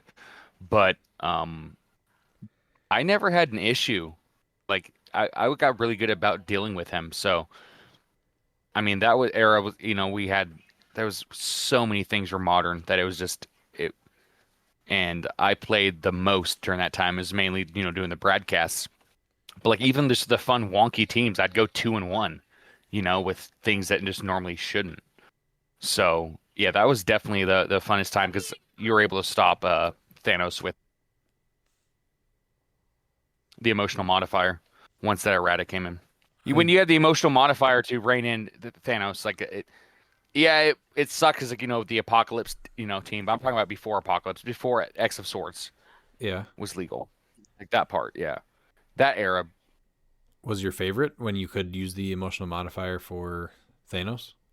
Yeah, that's when I got back into Modern, and that I was able to, like I said, go 2-1 with multiple teams that you shouldn't have playing on the broadcast against top tier competition, some of the best players. Oh, I got you. And yeah, and even though I had to deal with Thanos quite a lot, it was still a fun time playing. Yeah, I hated that time because there were answers. Yeah, that's when I was doing the Invisible Woman swap with the Invisible Woman that gave everyone the stealth and then improved targeting. The improved targeting and then emotional modifiers so they couldn't be mind controlled. So with Lockjaw. Well, before Thanos even got one of his erratas, if he went first, he could just choose to shoot through everything and blow up your emotional modifier, and then he was just able to mind control you and do whatever he wanted, which was terrible. Yeah. Pete, there's a few things that obviously, but it's nowhere near as bad. I can tell you this right now: that the last year of Modern that we had has been the worst time that I've ever had playing in Modern. Yeah, like it's we up were in there. I feel like it was whatever my favorite time was probably the section before Keaton dropped. Like we were in a like there was obviously like the pertinent outliers, like Colossus was still a thing, but it felt like you still had ways to deal with him, and with teams not being as limited, you could still be creative. And then he dropped, and it was just like, oh, okay, I was having fun, and I'm not having as much fun now because he just sucked my choices like out of the pool of things I could pick to try to play. Yeah, I think it was. And we know because you tried. point. Because because you had your Odin, and you're like, no, I'm just gonna kill him, and then you realize like this thing just sucks. It just ruins it. No, yeah. I could still do it, but it wasn't fun. It was like, okay, cool. This was not fun though at all. Yeah. No, I agree. Like that was, I think that was where I was at. Was like that period of time. Like that was that like section was, I would think, pretty good because everything felt relatively balanced. Like obviously, like yes, Colossus was the thing, but it just didn't feel as bad when you had all of your tools to be able to work with it, work against him. You know. Pete, do you have a favorite era of Modern? Yeah, I think it probably started with ABPI, because that was the introduction of the gems, and the gems changed so many things. And then these are some of the other sets that came like just before to just after. So Rebirth, you had some really quality set pieces, not a ton of great set. Earth X was super cool. That was before it. Then you went into Star Trek, and then X-Men DPS. WWE was Modern. So you had some really wild, varied builds. Now, at that same time, you still were dealing with Vulture Prime, which is a problem. And then you went into Captain America and the Avengers and Justice League Unlimited, and then Fantastic Four came back. So that's probably my favorite version of it. And then unfortunately, the world kind of ended. That was a fun time. Yeah, that was a pretty fun time. Yeah. I really enjoyed Battle World, but Battle World wasn't a very like modern competitive set. It was just like, this is really cool. Yeah. But there's still pieces from any of those sets that if you play locally or the monthly, that just get played constantly. I mean, not even just the gems, like other things still get played. So that was a great version of Modern, just for all the varied abilities to play different things, especially just having like a completely different game, essentially with the WWE figures. I mean, they were just fun. They just added something else. Mm-hmm. Yeah, I wish they did that kind of stuff a lot more. Man, that was like a totally different like time period for us. Right. Very different than. If you could legacy any cliques into Modern just as they are, what would it be? I would probably have to just go with Arachnite. If we're not going to change anything and just bring them right into Modern, Arachnite for sure. That's tough. Let's see. I'm trying to think of a figure to leave as is. The points would obviously need to get reduced for sure. But I'd have to go with Legacy Lockjaw. That's a good one. Leave it as is. Just bring him back as is. Legacy and Legacy. Yeah, we've already seen it happen. They've already done it to Invisible Woman. Is there a piece that you would pick to bring back as a legacy? Nothing changed? Nothing changed. Oof. You'd have to drop the points, but I still like Spider Queen. She's probably my favorite piece that was just like so heavily point costed, but I just really liked how she played. Pete, and I can probably guess a few of them. Go ahead and guess. Trelane. Trelane. Yes. Go ahead. Keep going. So what? Trelane. One of the stupid dooms that I hate. The infamous one. No? Oh yeah. No, the Excalibur Doom, right? The 100-point Excalibur Doom. No, he's talking about Invincible Iron Man. Yeah, no, I love him. But no. I had three. I had three off the top of my head. I figured you were gonna get all three of them. Not Q Prime. Missing. Q Prime. Yes. One more. Oh, Glady Daddy. Oh man, Dan's got me. Damn. Any of those. Absolutely. I know my Pete pieces. Like. Yeah, Glady Daddy's still a great attacker. I mean, he still does so much. Like he's not even by any stretch of the imagination bad now. Have you got to play him in any silver events yet? No, he hasn't. So I toyed with Latveria, and I played my version against Looper, and it was a pretty effective thing. I just missed my attack, and Looper he Soldier Supremed my Gladdy Daddy off the board. So I didn't feel bad about it because there's not many pieces that are gonna do that. But yeah, he easily could come back. But any of those three, I mean, not just because of Trelane, just because you don't like him, Redman. Like he's an incredible piece. Like he does something that's so unique. So well, either that or Saturnine. I thought too at 35 points. Oh yeah, I mean that one I should TK have said. up or down one dice. Like these are things that I look at that are just, and if I can stack them together, even better. But yeah, any of those. And this is episode 100, so we're gonna go ahead and say Loopers, Soldier Supreme. Yeah. Yep. Let Matt Looper be great with Soldier Supreme again. Mm-hmm. Yep, Soldier Supreme and the Power Gem is a thing that gets played around here way more often than I ever thought would be a thing. Yeah. Yeah, but it's rough when you're like, hey, that's just 7. And you're like, Nobody wants a just piece 7, of him. No, No, because he rolls out every time I try to hit him. I'm like, I've rolled a 10. Here's a 12. I'm just like, okay, I can't do anything about that. I mean, in Modern now, Q Prime at 175 is not great, but with Animal Man he is.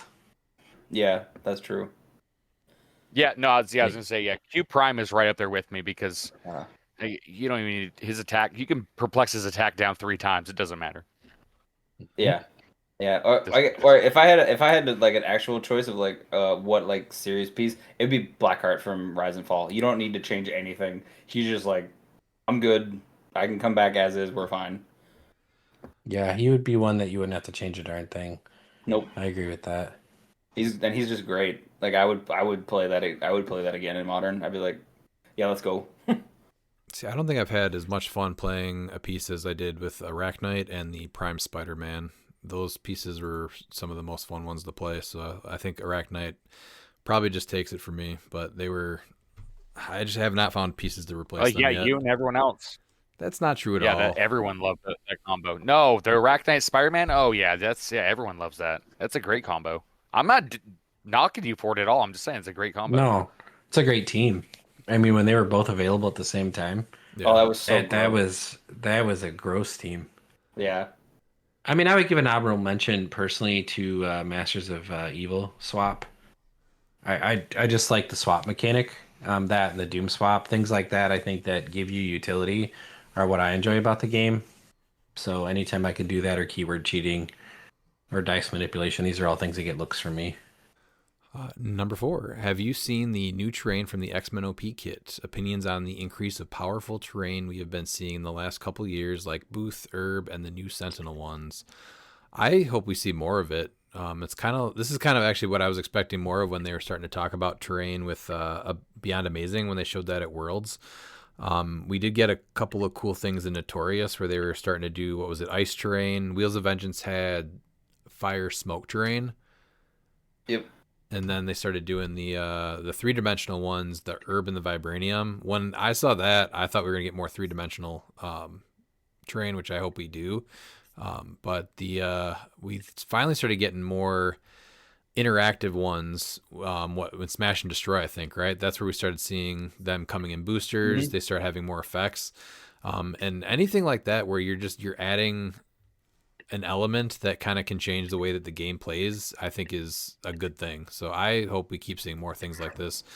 All the stuff in the Sentinel OP kit is all awesome, isn't it? So I'm hesitant. I think yes, we need it, and no. But the only reason why I say no is because we don't need stuff like the Booth for 0 points, or some of these new Sentinel ones. Like those need to have some point costs. And we saw it in Smash and Destroy where a lot of those effect terrains had point costs. In fact, I think all of them did. Yeah, basically 5 points. Yeah, I think that's the key, is you should have to pay for it. Because it's a game element. Yeah. Phone booth giving it's for 0 points is just insane. No, yeah. And even the herb should have been 5 points too. Yeah, exactly. The dumpster fire was free. Dumpster fire. Yeah, that was the one that was free. Is that free? Yeah, it was free. Yeah, it's 0 points. Yeah, but I mean, you have to. That's part of the fun of the game is the combinations like that, right, and the things like that. And I haven't seen a terrain interaction that's really caused a huge problem. I mean, it No. may screw up your game at the time, or you may get an advantage or a disadvantage from it, but it's not broken the game. So, Exactly, yeah. It makes you think a little bit different, and it changes up like how every game goes. So I think they've been cool. I think they probably could go with a point cost, even if it's 5 points. Yeah, Mhm. that's I exactly what don't I'm see where they saying. would with some of these just because of what they're able to do. But I'm sure like everyone locally will have a Sentinel head just for me most of the time. So Of course. Is that going to be with your sandworm? Have the head with the head? I don't know. I'm assuming so, but I just figure anything that just takes away my shape change, everybody's gonna play it. Yeah. All right, then we have Mork Bird. Congratulations on 100 amazing episodes of DGen Clicks. What have the four of you decided to do to celebrate other than record this episode? Yeah, this is probably about it. We're gonna probably do a couple of little things if we can get that running. So we'll announce those soonish. I don't know if it's even considered for the 100 episodes, but do you guys have anything to add to that? Yeah, I'm actually celebrating, and I guess this is a perfect time for me to make it official. I'm gonna try for number 6. Please don't. No. I can just hear that conversation of trying to convince your wife. No, we hit 100. Yeah. Making gravy. That's what's happening. Oh man. Yeah, no, I'm down. Yeah, I'm looking forward to finally celebrating it next month on the 9th for Nort. Yeah, that's how I'm gonna be celebrating it. With episode 105. Yep. I feel like this will all kind of revolve around to the monthly because the monthly's coming up relatively quickly too, and that'll be just another good like get together with it being close to the holiday too. So. Well, my wife thinks it's her birthday this weekend, but really we're just celebrating 100 episodes of this podcast. See, so me and Pete are both hanging out with our wives' celebration. That's called being a good husband. That sounds Trying to reasonable. be like, you know what, happy birthday, but by the way, more importantly, we got through 100 episodes of that podcast. Yeah. That's literally how everything's going the whole weekend. I support that. Number 2, can you break down the creation of the intro? Did each of you decide your sound bites? Were there things that didn't make the cuts? And so I paid some person across the seas on Fiverr to make a intro that was similar to the Degeneration X entrance theme, and then I spent a few days just kind of getting sound clips. And so I know there's a couple that I wanted for me, like the Porter from what year was the H4H? That was at 2003, I think, or 4. It was 2000. No, it was 2002 because wasn't it the same year with X of Swords? Was it? It think was so. at least 3 years ago. So the Who is Ravage thing that was on the live stream when they were streaming all of the it was because it was from the X of Swords unboxing. That was the thing that kept getting bit up. That's right. That's what I thought. Yeah. So I wanted that one, and obviously the Ravage and the Transformers sounds and all that. So that one I kind of came up with pretty quick. And there was a really funny thing that one of the Cotes said on either episode 99 or 100 of the Eagle Cast, where he was talking about how Miles makes teams, and I don't know how he's able to do that with like pieces of string and clay or something like that.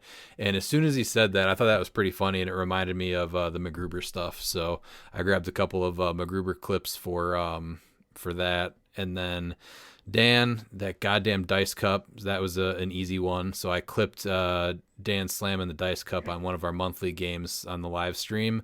And then Dan likes to tell you that you're best friends after you fail a breakaway. So that no, it's every time when you attack me and I make shape change. It's like friends actually. And then what was the other one? Oh, the Venom thing too, just from symbiotes and stuff. And I think that's it. Yeah, mine's pretty simple. And then Pete, it took me a really long time to find something for Pete, and so finally I found that song, and I thought it was perfect. And then Pete and I were part of our original group, Asgard to Mouth. So there's a funny little thing. Pete, how did that whole thing play out with the Oh, that sound was clip? great.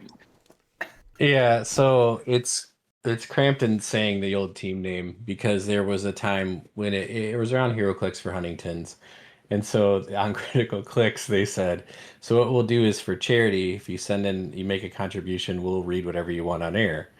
And so I messaged Crampton. I said, so if I send you $100 for charity, you'll say whatever I want. And he was like, well, I mean, within reason. I'm like, all right, so I just want you to tell Ryan Redmond he's a penis on air.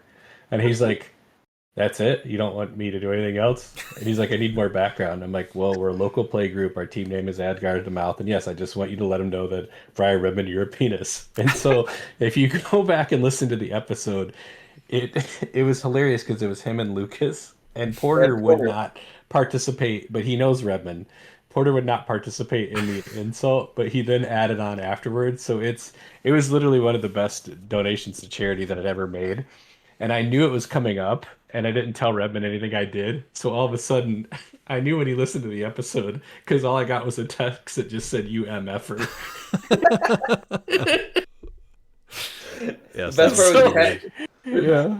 The best part was you asked me to clip that like 30 seconds of them talking or whatever them on Critical Clicks, just to save that like soundbite or just to have that moment in time. It was good. It was great because I thought they were gonna that was gonna be it, and then Porter kind of piled on a little bit, and I'm like, that was the best part ever. It's really funny. It's like, you have all your favorite GIFs or GIFs or however you say it saved in your phone to send to your buddies when you're texting back and forth. That's one of them that's saved in mine. So when Redmond gets on my nerves or something, I just send it back to him.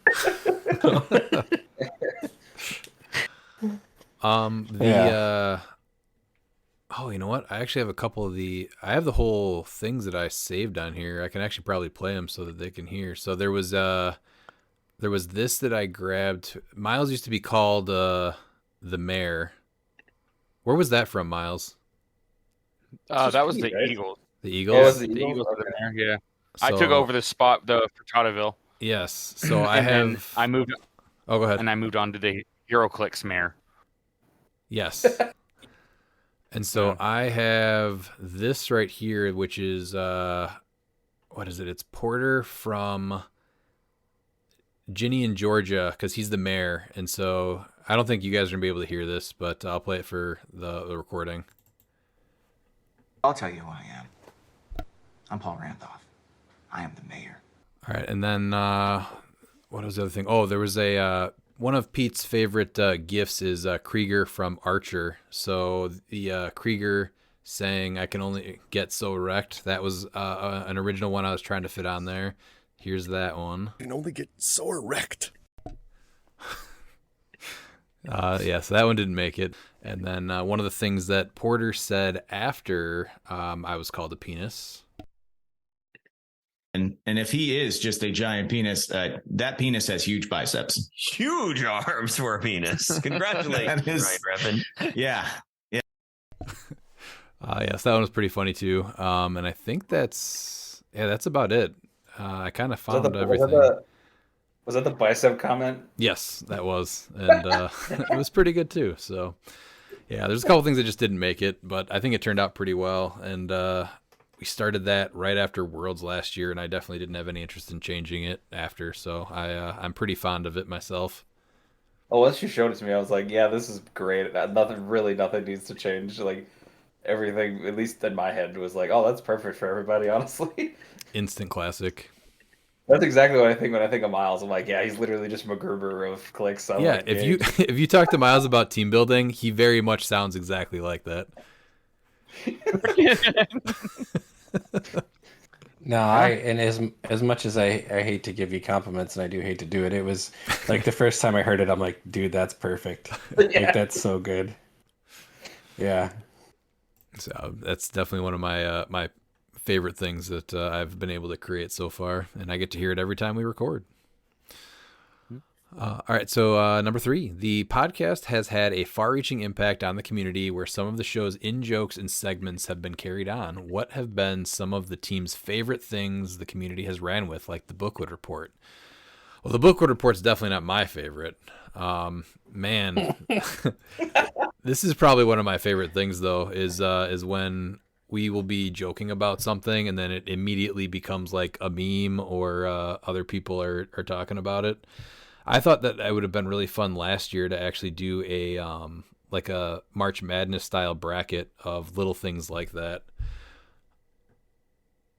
Maybe this year at the end of the year. What's that? I always like that I hear Pete-isms out of other people sometimes. I'm like, wait. I know where that originated. No, that's not you.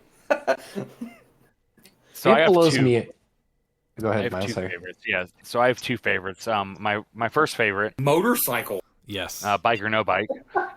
The second favorite is courtesy of Azareth. Those two memes that he posted in our Discord. Oh yeah, those are killed me in the morning. Yes, those were pretty good. Help me, Charles. I can't. There's a wall, and then the Batman slap. Yeah, those are great. I love. Yeah. I died so hard when I saw those at work. I almost fell out of my chair. I was like, that's great. I love it. I can't. There's walls. One of my favorite ones is this one right here. Anytime somebody says Green Man and that pops into their head, that I like a lot. Every time I say it, I'm like waiting for the drop. Immediately, I'm like, all right, somebody has to have the drop, right? So you were judging the BRs when we were doing the Chaos Shield, and I pulled Green Man. Did you hear me and several other people just yelling Green Man? It was me, Oliver, and I forgot who else it was. How could I not hear that? I heard all the like. I was like, oh my god! I was like, okay.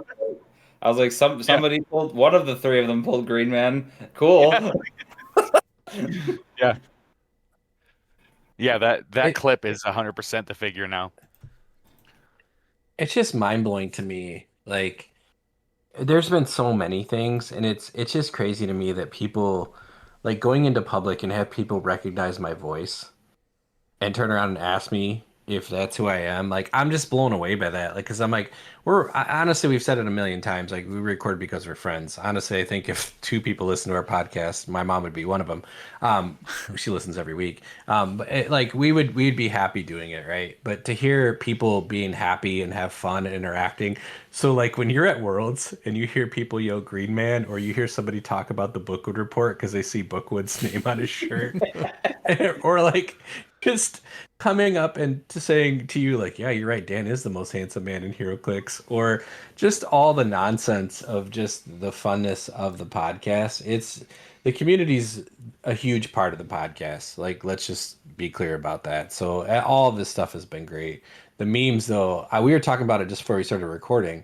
It blows me away when Redmond drops the podcast and there's like memes and posts on like hey, we launched a podcast within like an hour or two. Like, that's incredible to me. I'm just blown away by it. And some of them are just hilarious. So the 9-hour one, the result that got, oh my gosh. Great. Luke has given us some pretty classic memes off that. I know we got the Oliver one with the kid. Was it Kid Chaos? And it was a Kid Thanos and Chaos King like mash together. That one was pretty funny too. That one was good. All the Sandworm ones for Dan were great. Dan's really had some pretty good memes come out of this, honestly. The fact that I now have a signed box Sandworm that I gave away at Worlds that I have a picture of was just like in and of itself. And credit to Bookwood. Bookwood is a meme master. Like, something will come up and there's like a meme made in like 35 seconds. Like, there's a ton of emojis in the Discord that are strictly stuff Bookwood's made or been a part of that are just hilarious to me. So yeah, I just think it's just being a part of the community. The community is so great. I think that's the thing that blows me away the most. So yeah. I also love that this year we had that they were trying to top my photo from last year, which I thought was great. The happiest boy in the world photo. Yeah, that was great. Yeah, that's easily one of my favorite things is that. One key thing that makes DGen Clicks work so well is the friendship between you all and also the fun banter of open disagreement about takes and opinions. For each of you, what's a hill you'll die on despite some or all of your other podcast members disagreeing with you? Oh, man. That's a pretty good one. Miles, do you have an answer for this one? I have your answer. Yeah, Rogue Prime's fine. I mean, man. I'll say that. I don't know if that's the hill I would die on, though. Oh, let's see. The hill I will die on. That's tough. I think I will die on the fact that Nort is amazing, and there's zero chance you can say I'm wrong. That's fine. That's the hill you'll die on for sure, and then I will disagree with you till forever. And results, but results say otherwise. You can go ahead and talk to the world champ. Nort's a thing. Most of the things that I would die on, you guys kind of agree with me. Like the barrel, Beetlejuice being the worst piece of shit ever. No, I do not agree. I told you he makes HeroClix fun again. Whatever. We've gotten Miles to do a complete 180. What is? Are we in the No, Twilight Zone? it's Crack. No, it's my alter ego, not Chip, but Crack. I'm glad we know another member of the Miles verse tonight. Yeah. It's Cracked. Yes, this is something I was hoping I gotta for. start wearing those sleeveless shirts. Always have a beer in my hand. Oh yeah, it's happening at Clix Camp. I'm gonna stalk him on Facebook and that's gonna be my hairstyle and facial hair, whatever he has. Oh, you know what's a good one is maps with a lot of blocking that you can't just fly over, because I know both Dan and Pete will disagree with me on that. Wait, no. I just like outdoor maps. That is my only thing, and you don't like outdoor maps. I like outdoor maps that have multiple elevations and stuff. You're just not a fan No, of he only outdoor wants maps. neoprenes. He will die on the hill that he only thinks neoprenes should be legal. Indoor neoprenes, or at least most of it is indoor. If it's outdoor, it needs to have some sort of like house or something. If you can fly over or leap climb over something, that's the same stupid shit. So no, indoor maps that have a lot of blocking. See, that's where I disagree with you on. See, but not all of it. You're parsing hairs. So I'm trying to find a hill, and I think that's it. That's the best type of map is right there. Definitely not the best. Your hill is Prime Rogue being fine. We had an entire 30-minute segment about it. Yeah, I mean, I think she's fine. I think that and the part that I can agree with is that her and Nor are probably the best power couple in HeroClix and probably comics. Oh man, I think the hill I could die on is that Chip doesn't need a legacy card. Your hill is that dice cups are okay. Yes, they totally are. There's no problem. I'd rather have my dice on the table and stay on the table. I'd rather not get a headache. That's why I have pop dice. Those are terrible too. So that can be your hill, Miles. Stupid pop dice. That's not my hill. That's not my hill. It's my rebuttal to the dice cup argument.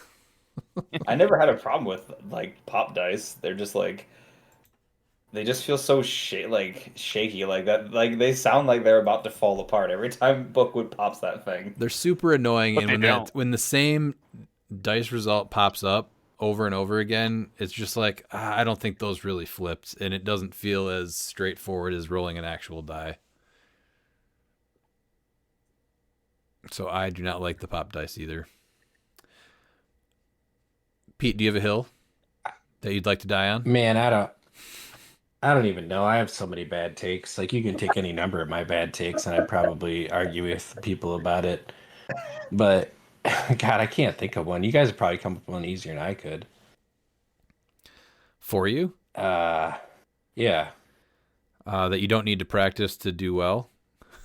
That you can just no, show that's up? not something I've ever said. I'm just going to switch my team at the last second. That's what's going to happen. That's just who I am as a person. I don't know if I have like a straight up bad take from you though, honestly. No, there are lots of bad there's takes. Yeah, you just listen to any episode. There's at least 7 of them. But I think Pete is unsure about his take, or he knows it's a bad take, so it's hard to say that it's a hill he would die on. No, I don't know if it'd be a hill I would die on. I don't like. That's where I'm struggling. Is like, what would I say that I'm absolutely 100% sure? I mean, Miles is now playing Beetlejuice, so we all thought that was never going to happen. So the life Miles comes at is you not. fast. Crack is totally different. Crack kills. So I think you've backtracked a little bit on this, Pete. But full damage pulse wave, that would be, I think, a hill that you would die on. But I think you recently said that it's much better the way it is now. Yeah, I think the only thing I could think of that I really hard backtracked on was those stupid roaches. I could not see their utility, but man, those things were amazing to the point to where I love them so much that I don't know what to do without them now. Yeah. That was one I was completely off on. I was like, I don't understand why this is good at all. And then people started beating the brakes off me with them. I'm like, this now makes sense. This all makes sense. So. Yeah. See, I don't like the roaches because I just like killing those little guys. That's about it. It's not like they're not. I don't think they're not good. They're very good. I just like killing them. Now, what about the map thing? That's probably a good one for you too. That you just want to see wide open maps with nothingness. So here's the thing. In a competitive event, that's a terrible idea. And honestly, I pack them on my build, but if anybody plays me, we go to kind of the classic things that you play in competitive events. And most of my teams will deal with it. Like the bunker, I've always designed teams that just don't care about the bunker. Like you have to, because your opponent's going to play it. Like on a regular old, like just we're playing it. Yeah. Now, if I play Redman, I purposely pack that map with nothing on it just to piss him off, because there's a lot of them that I've played over the years. That if I win roll, map. oh yeah, if I win roll, it's 100% coming out, and he just gets so negative. Good old Glen Grove Cemetery. It's a neoprene, but it's just nothing but hindering. Oh, Glen Grove Cemetery is the one that came immediately to mind. What did you do? You did that recently too, didn't you? He did. Yeah, and what came flying out of your mouth? Oh, you're gonna actually play that bullshit ass map? Yes, I am. Was it Glen Grove? Yeah, it's Glen. It was Glen definitely Grove. Glen Grove. Yeah, Yeah. man.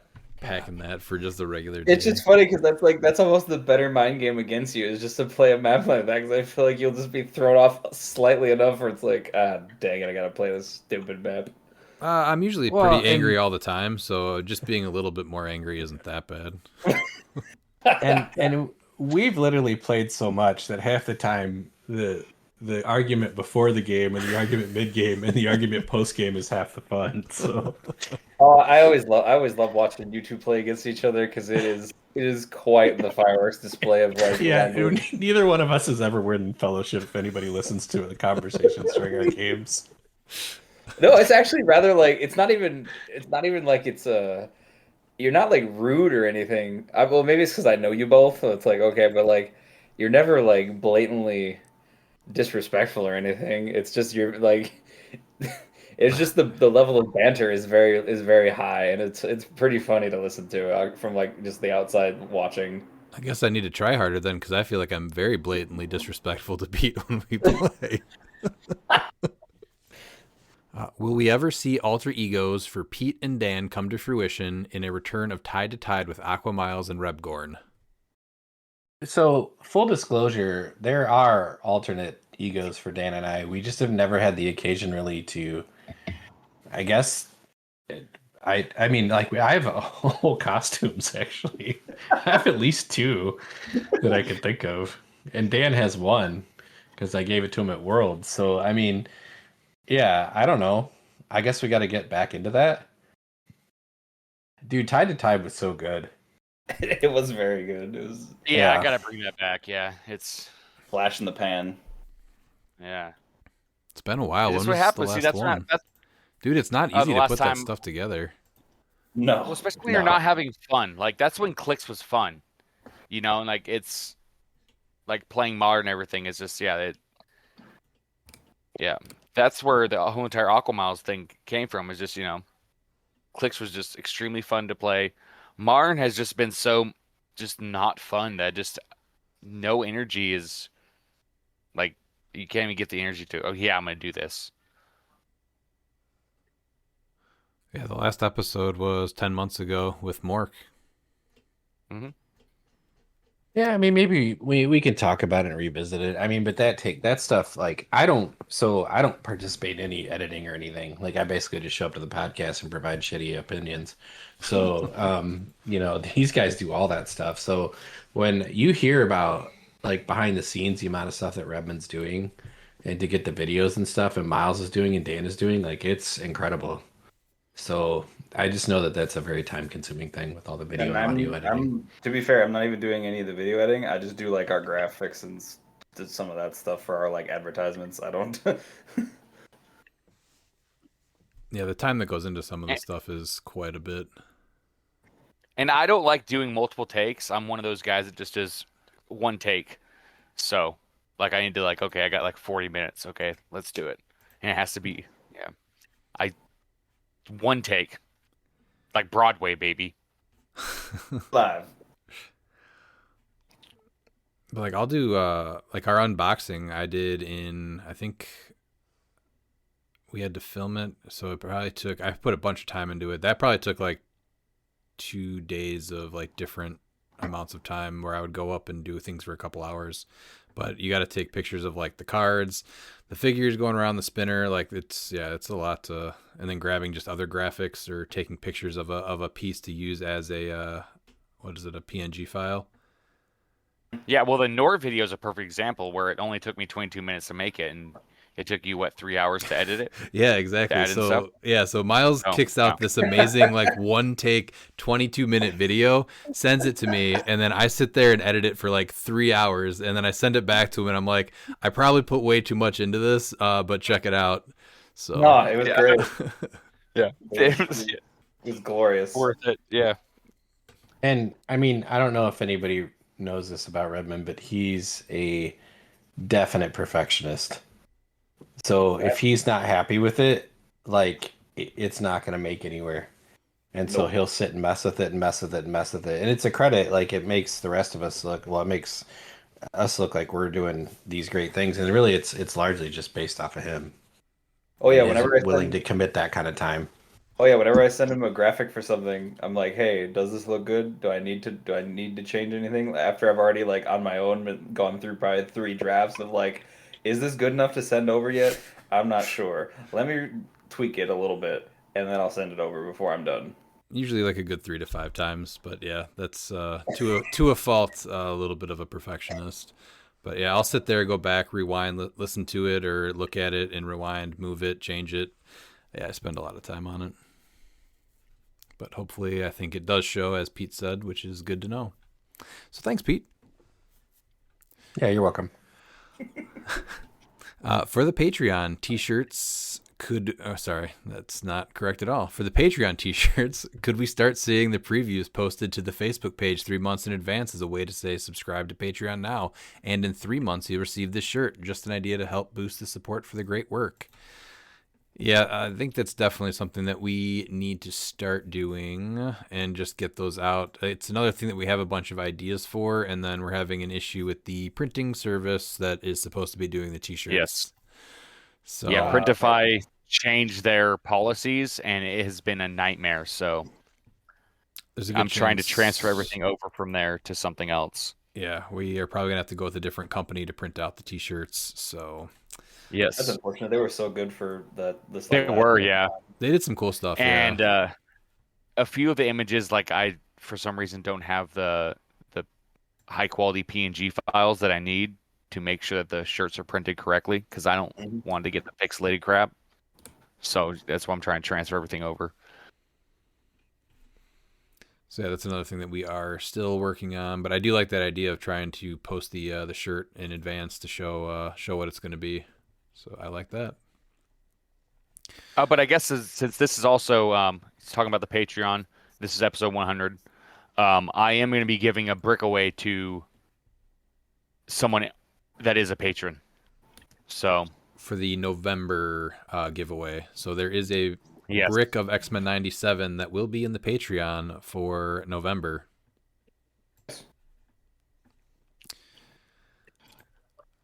And if we haven't even talked about the Patreon in a while. Yeah. So it's now, depending on the amount per month, is how many entries you have to win stuff. So obviously, then $5 is 5 different entries. $1 is 1 entry. So I can post the link again soon here. Miles has an insane volume of knowledge, debatable on the level of usefulness outside of a quiz night. Yeah. You don't know how true that is. My wife always says that if I use my powers for good, I could be a lot richer. Oh, that is one of the greatest backhanded compliments I've ever heard. Man, yeah, that's boy. Yeah. It's one of my favorite Do you things know where we to could hear. be in life if you used your powers for good? She says that at least 3 times a week. I agree with her. Yeah. It's like a superpower. Yeah. It's one of my favorite things to hear tangents from Miles about comics or other topics out of nowhere. Has anyone other than Miles been taken off guard by the Wikipedia of Miles or have a particular knowledge bomb that stuck with you? There was one thing just recently that I had to literally Google because I was like, that can't be right. I know what it is too. It was Larfleeze. It was the Larfleeze thing, right? Yeah. I was like, there's no way. Had to literally Google it, and I'm like, okay, Miles, whatever. I'm just gonna shut up now. Well, didn't that lead to the whole thing too, where like you don't know because sometimes Miles will just gaslight the shit out of you, and you think it's true, and then he's like, "No, I'm just kidding," and it's like, how am I supposed to believe you when you do tell me this ridiculous stuff that is true? No, that's you tell me stuff that's what makes it so great. That doesn't make it great. It makes it a I'll little. tell you why it's great. Yeah, so I do this to people at work all the time, and they never know because I have the same tone, everything when I'm saying something that's real and something that's not, and so they never know. And I'm like, that's the secret, is that you always just use the same cadence and everything. So that way you don't know. Fair. If you want us to always sound either like whether something's not believable or not, if you use the same cadence, it may come off that way. Yep. Well, what was it like? Nort was like the grandson of Larfleeze or something? No, they're cousins. They're cousins. Yeah. So dumb. I was like, ain't no way. Doesn't Looked it even up. sound was like, believable okay. at all. I don't, but it's true. I was like, wow, okay.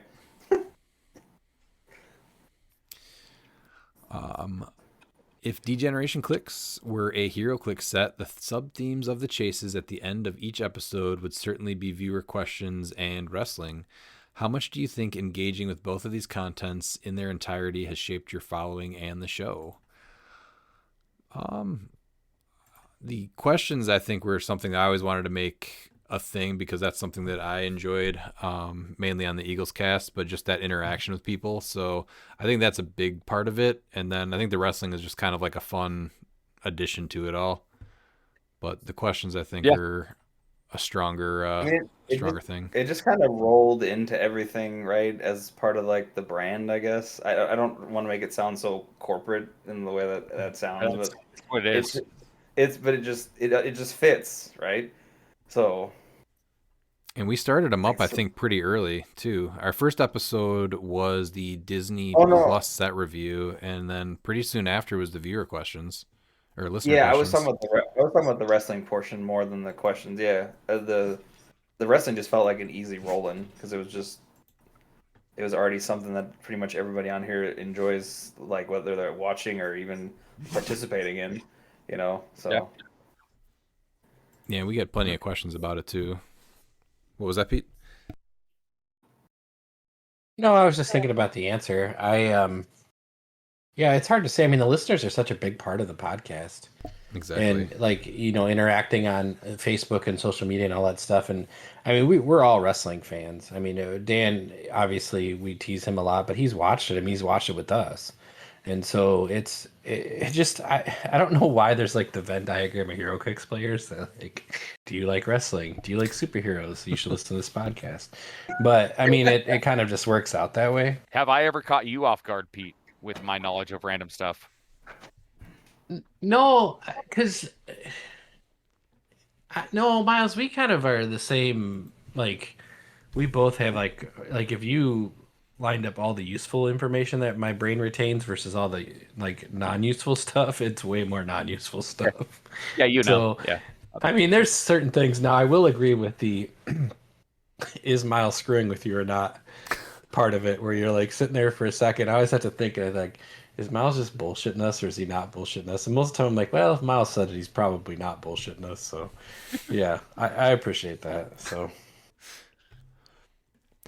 I'd just like to generally thank you for all your hard work and contribution to the HeroClix community. Not only has the show become one of the few I make time for anymore, maybe because the length of episodes pushes out your competitors. That's the plan. they're on to us, boys. The jig's Oh, no. up. We've been caught. Darn. But you've shown a really inclusive approach to communities outside the U.S. Australia feels seen by your show as a small but growing HeroClix community, and my son Xavier glows and gets excited every time he gets to hear his name on the show. I look forward to all the episodes to come. You all give such a varied view on the game and its climate, and that's great to hear. Keep crushing it, guys. The cream has certainly risen to the top of the show.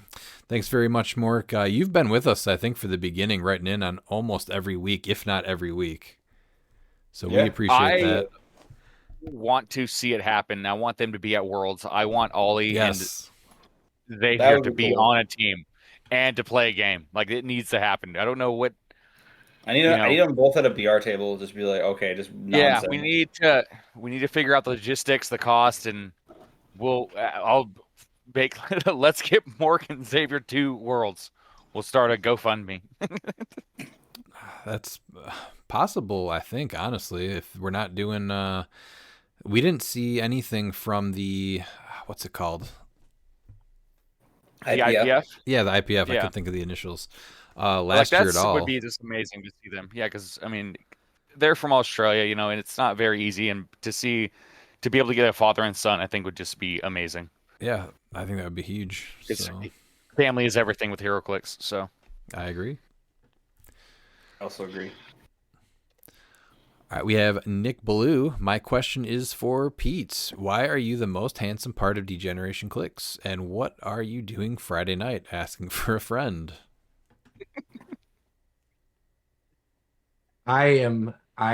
Nick, I want to be very clear, is you are one of the most charming and handsome men in all of the Clix community. I am not the most handsome man of Degeneration Clix. That's clearly Dan. Well, it is in the eyes of the Pete Holder beauty. So, but I don't know. Slide into the DMs, Nick. We can make some plans for Friday night. Friday, as they say. Yeah. Yeah. That's right. Maybe he will be able to peep into the eyes of the Pete Holder. Then we the have one-eyed Pete Holder. Oh, come on. Then we have Darren Gendron. Is this episode going to be 12 hours? So I voted for 100 hours of episode 100, and I got shot down. So I was for it. I feel like if I was getting paid for part of that, because like I'm literally I'd have to miss work for that. I'm like, maybe, but that's kind of a big ask even for you. We could just be on all the time and just kind of talk. I'm sure Miles could do probably 87 of those hours alone. Yeah, that's true. With just the Miles verse. Yeah, that's definitely true. Just lean on Miles a little bit for that one. I'll have my kids on. Have my son talk about the Titanic. Yeah. I mean, yeah. So I've never told Redmond any of the ideas were bad and we weren't going to do it. I just look at what he's planning on doing when we get the podcast prep, and I'm like, dude, that's not 3 hours. Like, what is this guy doing? Well, here's another one where I thought this was going to be maybe 45 minutes, and guess what? We are at about 2.5 hours. That sounds about right. All right, so we got Corey Franklin. Since Miles is on the juice, will he be building Ghost Realm teams? Demon Legion? Congrats on 100, boys. Thanks, Corey. I gotta wait to see what we get in Strange Tales for Demon Legion, but so far I got 3 figures in Modern Demon Legion that I'm leaning heavily towards to team up with my boy Juice. I have Thorian Nort, so I'm at 170, 180 with Animal Man on Juice. That's the team so far. There has to be more Ghost Realm coming, because is it the Doom that even references when you KO something with the Ghost Realm keyword? No, I'm saying Demon Legion. Yeah, I said Demon Legion. Okay.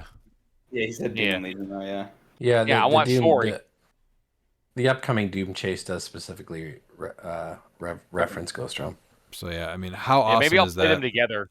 Where you get a piece that now gets extra bonuses for killing Beetlejuice. I mean, that is possibly the greatest piece to come in Modern for a Yeah, long time. I mean, but it is KO a your friendly. So do you really Yeah. want to kill your own? I guess you could. I mean, sure. Yeah, you're going to a tournament to have fun, so you're going to KO your own figure so you lose. Yeah, Oh, I okay. thought it was when. Yeah. How does it read? No, it's friendly. You have to KO a friendly. Yep, because Oh. he revives himself. Okay, I thought it was when you KO an opposing character with the Ghost Realm keyword, so I got excited for that. Never mind, scratch that. Oh, maybe there'll be one in the set that does that. Who knows? Then we have Corey requesting an 11+ hour episode. On the 9th. That could be a possibility. Yeah, actually, yeah. December 9th is the next chance we might have an 11-hour episode, so be on the lookout for that. Yeah. Michael Donicht, what is each of your favorite HeroClix moments? For me, it's still flying out to Portland and getting to hang out with the Eagles and meet them for the first time, and then winning a 30-person event that we flew out there for. So that was one of my first big HeroClix trips, and I'll always look at that one as fond. The Pulp 2v2, which was the Eagles' last event. My father Chip, I'm his son Crack, where I teamed up with Tereso, and then we each took out each member of the Eagles on the way out, winning that 2v2 Pulp with Necron. He was playing Necron, and I was playing the Martian Manhunter from BTU. And then right after that is Trace Glizzies, where I was able to play my Nort to great results. That one was a little bit more lame than the first one. Well, you know what? That's, say what you want. I had to put people had to understand to fear him. To see people's looks of like just thinking they had a chance and to realizing that they couldn't do anything. Like it was great. What was your record that day? Seriously. 4-1. 4-1. What beat you? Yeah. It was a Mongol team that I put on the wrong map, and then because I won my first game, and then lost my second, and then I'm like, yeah, nope, it's time to go petty princess, and then I just went on a roll after that. Dan, do you have a favorite HeroClix moment? Probably going to H for H. No. New Orleans this year. That was fun. That was probably like the most fun, or one of the most fun things I've done in Clix so far. So that was a really good time. Pete? This is a hard question. I mean, there's been so many great moments and memories from HeroClix. I would have to probably give you 3 or 4, and I would have a hard time deciding. I really enjoyed when we were playing, and when we first started playing, Redmond and I would have Thursdays off. And so we would just get together and play most of the day, like huge team battles and stuff. I was actually thinking about that great. earlier today too, and it was two of the games that I will always remember. It was 1,000 points. I played Shire and you played Wakanda, and it was a double. We even played on 2 of the long maps, each of us. Yep. And then yeah, I remember that game. And then X-Men versus it changed Alpha on us misunderstanding how that angel worked, and that angel blew up and destroyed like a ton of your team.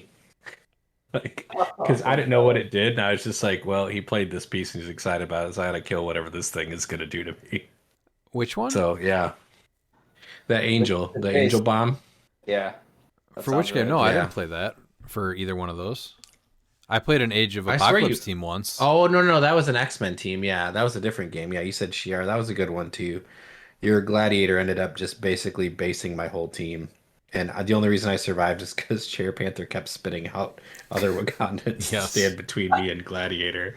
Yeah, that was nuts. Other stuff that was great with HeroClix. Anytime we've gone to Worlds, any of the local stuff, the monthly always provides some moments. Of just like super fun where everybody gets into it and everybody's yelling and cheering and things like that. Traveling out to Portland and meeting Miles. I mean, that was an all-timer. Because I'd talked to Miles online and he comes rolling up about 10 minutes before the event starts and hops out of his car. And he's like, bro, I've slept 2 hours, but this is what we're going to do. We're going to go. And Miles is everything I thought he would be and more. And so, Hey, we made cut, and I played we Petty. did. So, Yeah, we it got was, top 8. that was a great time. Some of the people that we started with are like close friends of ours that kind of just fell off the game, but all that stuff, all those times with them was always super fun. The beginning of the case breaks at your house, like we used to literally all kick in on an odd case and then basically play a day of sealed for the rest of the boosters. That was super fun. Um, yeah, I it's hard to pick one thing. I think one of my other favorite moments is like I didn't even know you two yet, and that was that what did they call it? Was it Pauper, right? Before? Yes. It was the Pauper tournament at Rockheads before Rockheads closed. I think it was like the last one before the shutdown. Mm-hmm. And I got to play against Pete.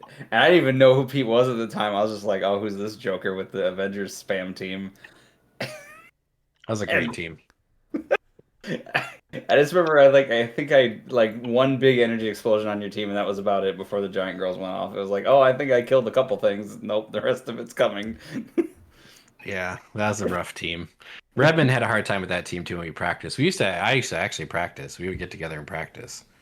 And I never actually got to play. I never got to play Redmond that day. I just remember because he was playing like a lot of the traditional like good stuff at the time because it was like the Danger Magneto I saw, and I can't remember if you put him in the Sentinel or not. Yes. I don't remember. You did, okay. But that's one of those that like it still sticks in my head because like I didn't even know who you were at the time, and I didn't realize until way after that I was like, oh, that was who you were. It's one of those just like, oh, that's who you were. Wow. Didn't even notice at the time. Dang. Was that a WKO or was that Rock States? I don't remember what it was. I think it was a Rock States, but it was Pauper. That sounds. I remember the WK. It was. I think it was Rock States because I think the WKO was sealed that year. Okay. So I just remember for sure it was Pauper because like that was when the 2x2 Juggernaut was running around in Pauper, and that's what like I built because I was like, well, I'll build against that, and then it like was like, well, I didn't do as good against the rest of it because it was I was thinking a lot of people were going to play that, so. What figure is your biggest whiff? Meaning you thought was bad, but it turned out they're pretty great. I was having a hard time with this question. Usually, I think there's a piece that is great and it doesn't play as good. Maybe Dr. Doom from Collector's Trove. I think that was probably one that I really didn't see as much potential in, but a lot of it too can just be turned around with one piece of equipment. Like giving Doom the universal weapon or the trick arrows, he became a completely different piece. But I've seen some really good teams with the Chase Dr. Doom from Collector's Trove, so that's probably the number one that I can think of off the top of my head. Yeah, I'm having a hard time, honestly. But Crack would want to say that he was wrong about Juice, that Juice is actually great. Me, I'm not sure, because usually... I mean, I'm usually the one that's arguing for pieces that no one else is seeing. Like that Doom Chase, for example. Like I had him high on my list and was arguing for him why I thought he was good. I guess I'm gonna say SOV. I thought he was gonna be good. I didn't realize how good he was gonna be. Mm-hmm. That'd have to be... Once all the free damage came, just how crazy borderline broken it was. Yeah, it was like I was really not a whip. But it's just, because, I mean, I don't want to, have an ego or anything, but I'm usually pretty good about seeing how good a figure has or anything. I mean, there's a few figures that have flown under the radar, but I've never once said they were bad. I feel like all of us in general are way more likely to say a piece is better than other podcasts. But I think a lot of other podcasts will basically just shit on a piece because it's not the most competitive. And I think that we're already a little bit more generous with potential. So we have a little bit more of an open mind on some of this stuff. So I don't think we take as hard turns where we're just like, this piece is terrible, and it ends up that they're pretty good. Because if they had potential to be great, there's a good chance that we already had something positive to say about that piece, right? So I think that's where I struggle with this question also, is that we're already trying to spin it as, there's potential here, so look out for it. Yeah, I guess a recent memory piece is probably Arrow, because I wasn't super high on her when like she was previewed, but then like I played her once and I'm like, yeah, that's great. She's amazing. I think that was probably where I'm like, it was a piece I just wasn't as high on, and then I like completely turned around once I played her once. No, she's a good example. Pete, do you have one?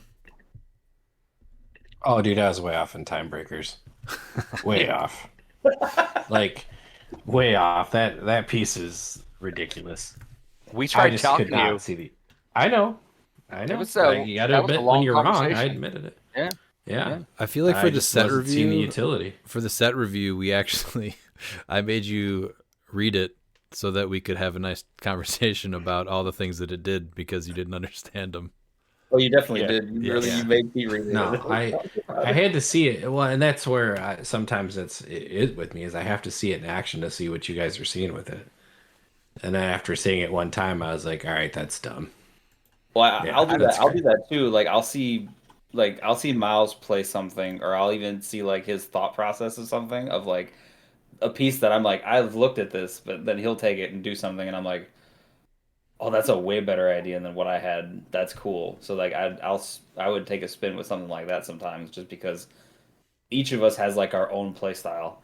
So sometimes, but if you take a piece that I'm already interested in playing and can figure something like completely different than I do with it, like sometimes that's worth it for me to try to test it out, because I'm like, that's cool. I just want to try that now. Well, you at first hated that ivy with the plants. It took you a little bit, and then you realized how fun plants can be.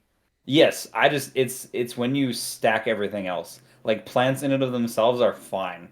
It's just all of the other nonsense you can pile on top of it that you could have in modern at the time. I'm like, well, this is stupid. But like, yes, plants in general was totally fine. All right, let's go to Charles Constant. Happy 100th. Thanks, Charles. What was your favorite to play this year? The Blue Beetle Prime, I think, was my favorite piece this year. I don't know how much more I'll be playing him in the future, at least in Modern, but that was probably this year's favorite piece. I had a lot of good events with him. That's tough. Red Hulk. Gamma Bomb. Yep, it's got to be the play at home. Red Hulk. Did you play him in more than the cliX Camp event? I feel like you did. No? It like local things? Just testing. Okay. I don't have local things. That's a good point. That's a good point. Yeah. That's why he plays at our local through an iPad. Yeah. Yeah. Survival. Yeah. No, it's and the double Gamma Bombs are about to be a thing again, thanks to a new figure. Let's go. Dan, who is your favorite piece to play this year? Ooh, it's probably Prime Craven. And this was just like, I did this locally, but man, he's a blast. I liked him. What did you play with him? The chain? Yes. Oh, triple target. He's so bonkers with that. I was like, wow, this is really, really good. Yeah, that might be his equipment. Pete, the 3 times that you played this year, what was your favorite piece? Collector's Trove Juggernaut in Modern, and in Silver Prime Vision. Oh, that's right. You did actually finally get to play Prime Vision. He played Oh, Sword. man. The GOAT's the GOAT. Him with Mjolnir's dumb fun. I had to get it out of my system. It's out of my system now. So I like feeling that that way too, where I'm just like, all right, I did it. I can move on from something or from this now. See, every time I hear you guys say that, it just reminds me of the movie Shallow Hal. I thought you were just do it, get it, pay a few fees, and get it out of your system. It's kind of like that. Kind of. Yeah, it's just every time. Yeah, it goes to that movie. The movie's amazing. William Desrochers, congratulations on hitting triple digits. Thanks, Will. What are each of your favorite sound drops so far, 100 episodes deep? So I feel like mine's probably easy to guess. It's gonna be. You sure about that? Oh man, I don't use the soundboard as much as I feel like I should. That's a tough one. There's quite a few. Do we even have that one anymore on here? I'm gonna be sad if we don't. Which one? Yes, we still have it on here. Which one you got?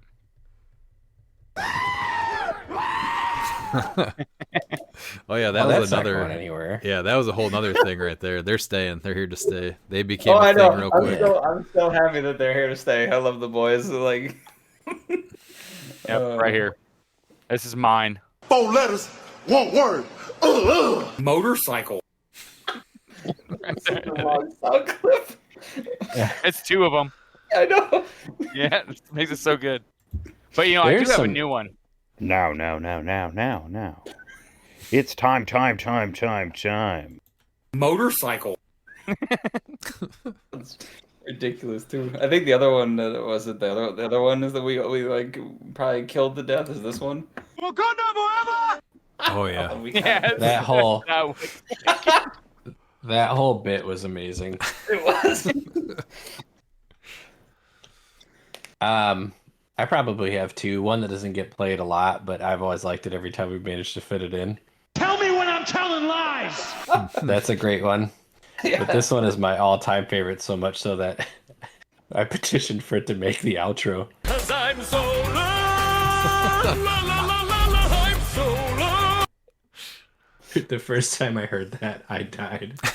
That's Yeah, the best. Dude, I remember the first time I heard that. It was the kids were watching the Spidey and His Amazing Friends, and there's just this ridiculous take on Arnim Zola, and he just like was running around the city singing. And yeah, I heard that, and I was like, well, that is amazing. I think it was a good like week or two where all of us were just going around the kitchen and the living room singing that song out of nowhere randomly. It was pretty great. And a shout out to this one, which doesn't get enough use. Why would you do that?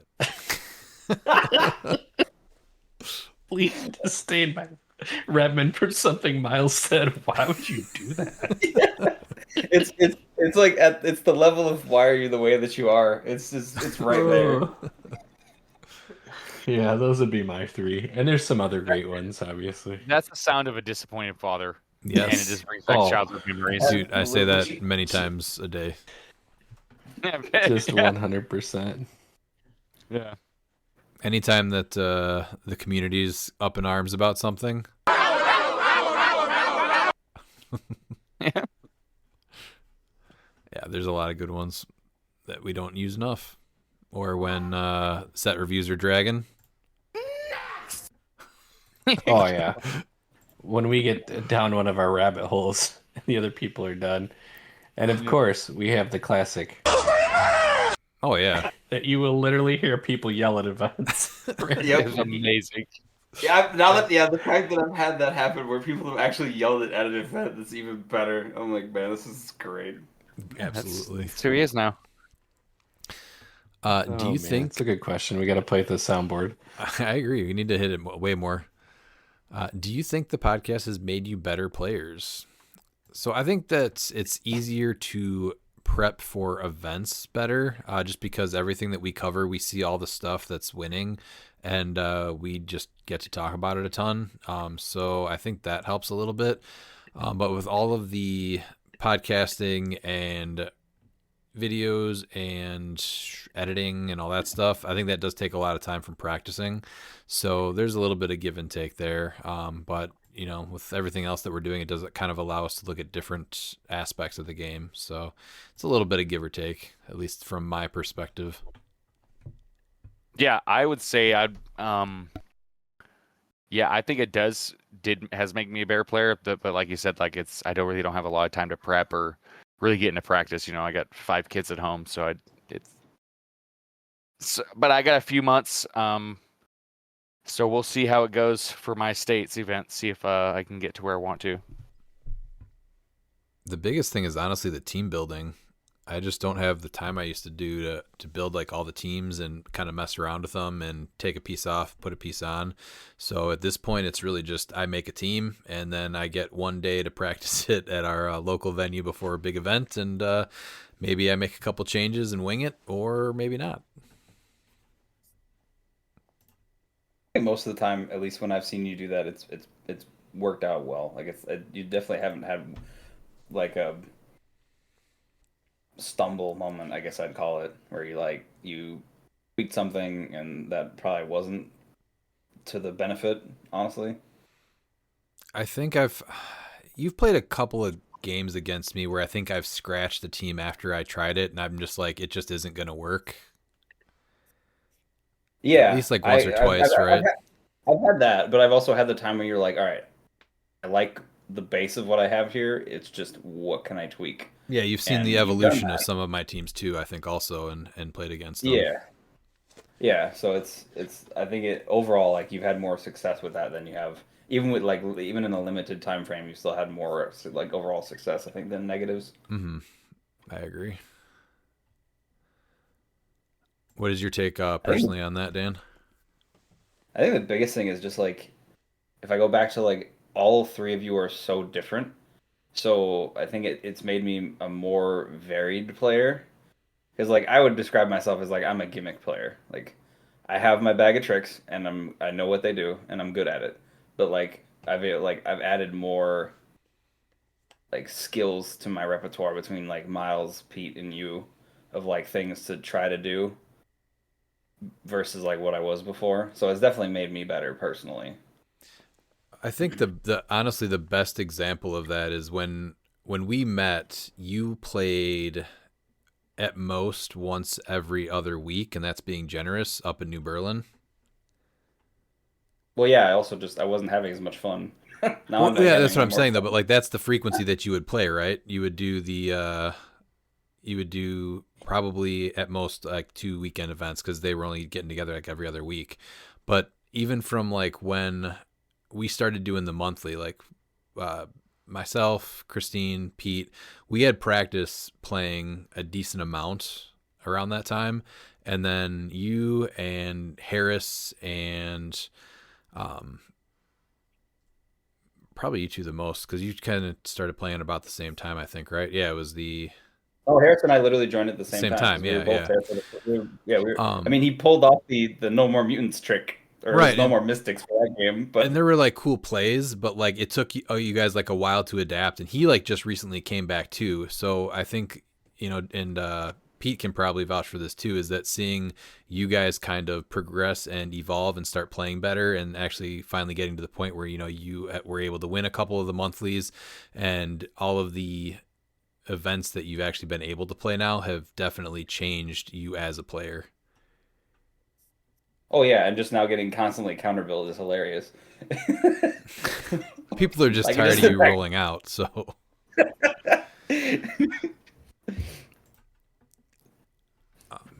Pete, do you have... The only reason I can even go to events and mostly have an idea of what's going on is because of the podcast and these guys. I just don't have the time. Like, I like the game a lot. I like the idea of it. I mean, I collect stuff at a rate that, like, I made jokes about, well, there's another iconic set I'll never open. Just because I just enjoy comics and I enjoy the game so much, but I cannot consume the amount of information needed to even show up in an event and be reasonable without these guys in the podcast.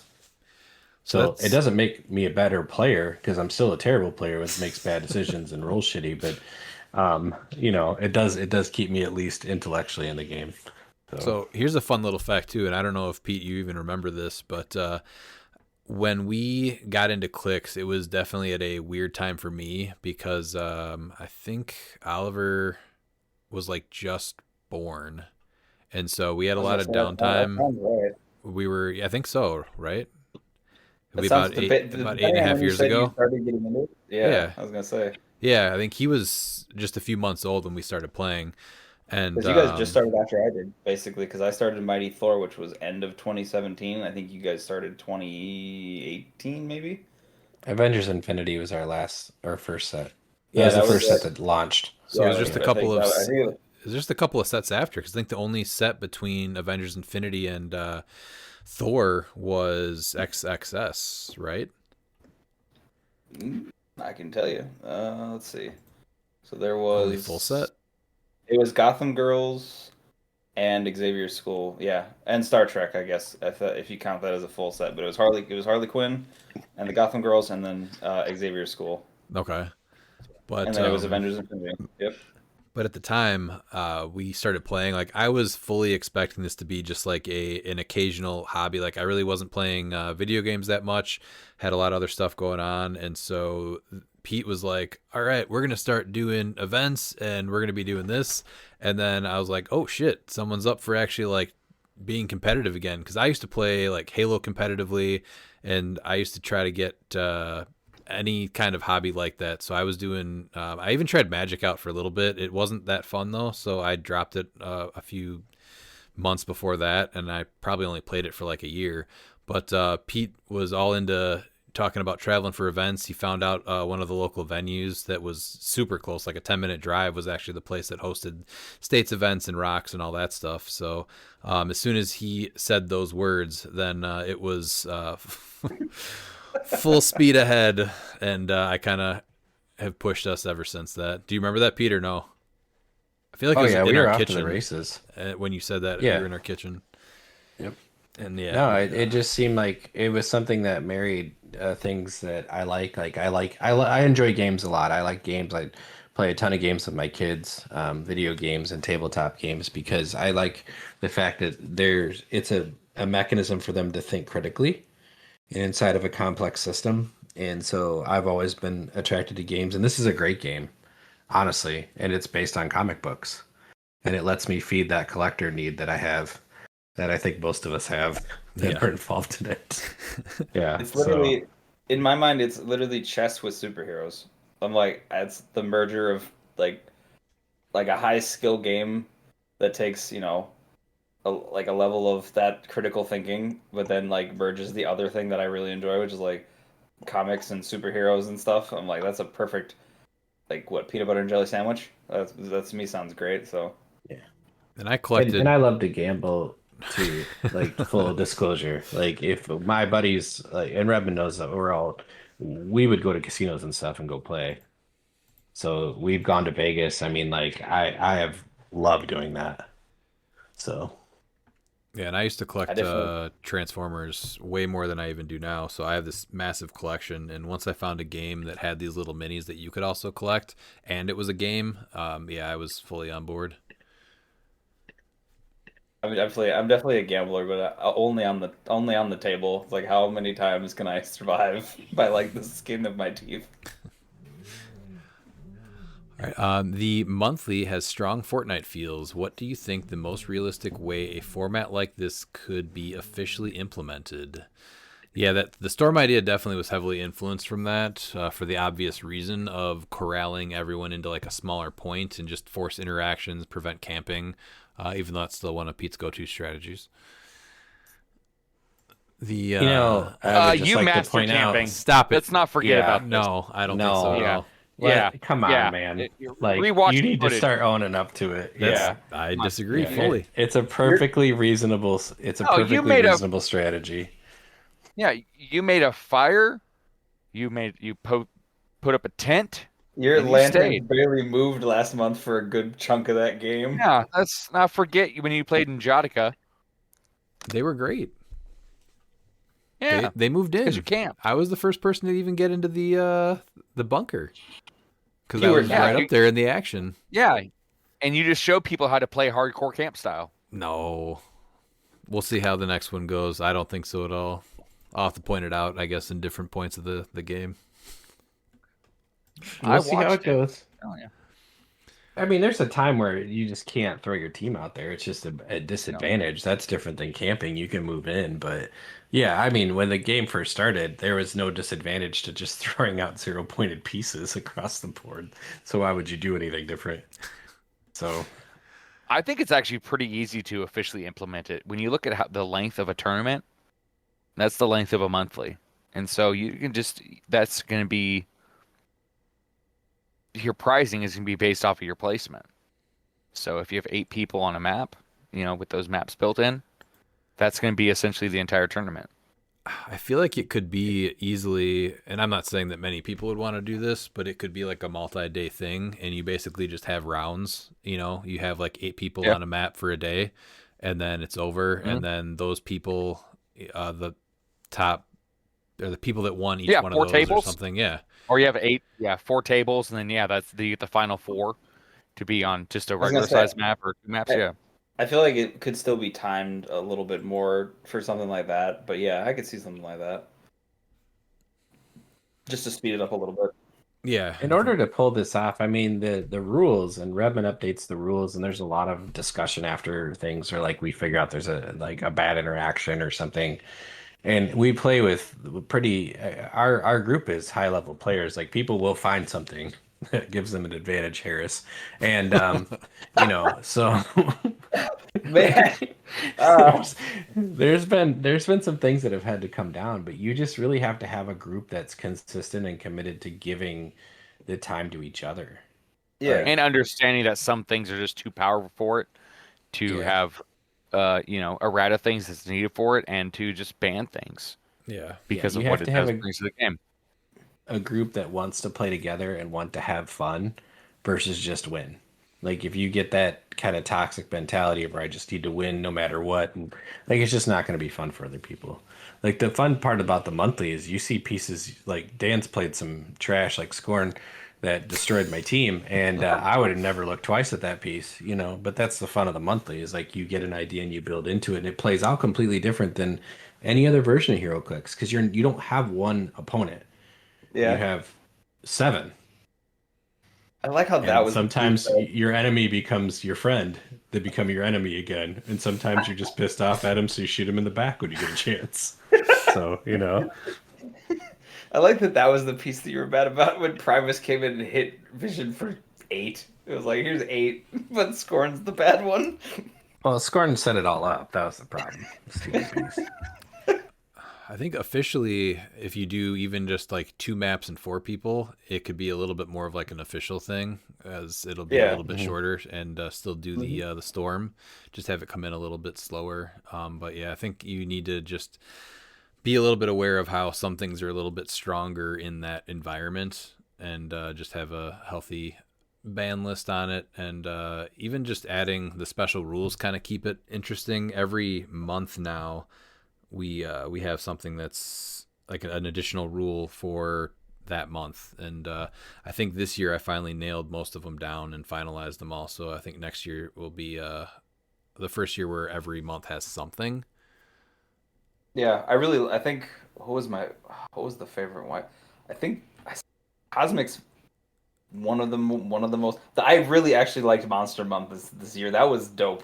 It was really random, but it was cool. I was like, okay, this is totally new. I like it though. And that took, I think, this was the 3rd year that we've done Monster, and so it took this long to finally like get that whole gimmick down and have it be fun. Like the first year, it was just the maps because you made it just like it was all like the King's Tomb, and I can't remember what other maps you used that year. But like the first actual year, there wasn't any like special rules. I don't think. I think last year maybe we had some special rules, but I can't remember what it was exacly. I could not come up with anything. I think last year I was working on something that was similar to the Bark at the Moon trait that like the Wolf has, and do something like that where it would be like similar to like the tarot cards, but then it just kind of didn't feel right. So I didn't like it, so I scratched it. So we didn't have one last year either. So this is one that I've been working on for a while. So we kind of nailed it down on the trip home from Worlds, and I was very happy with it.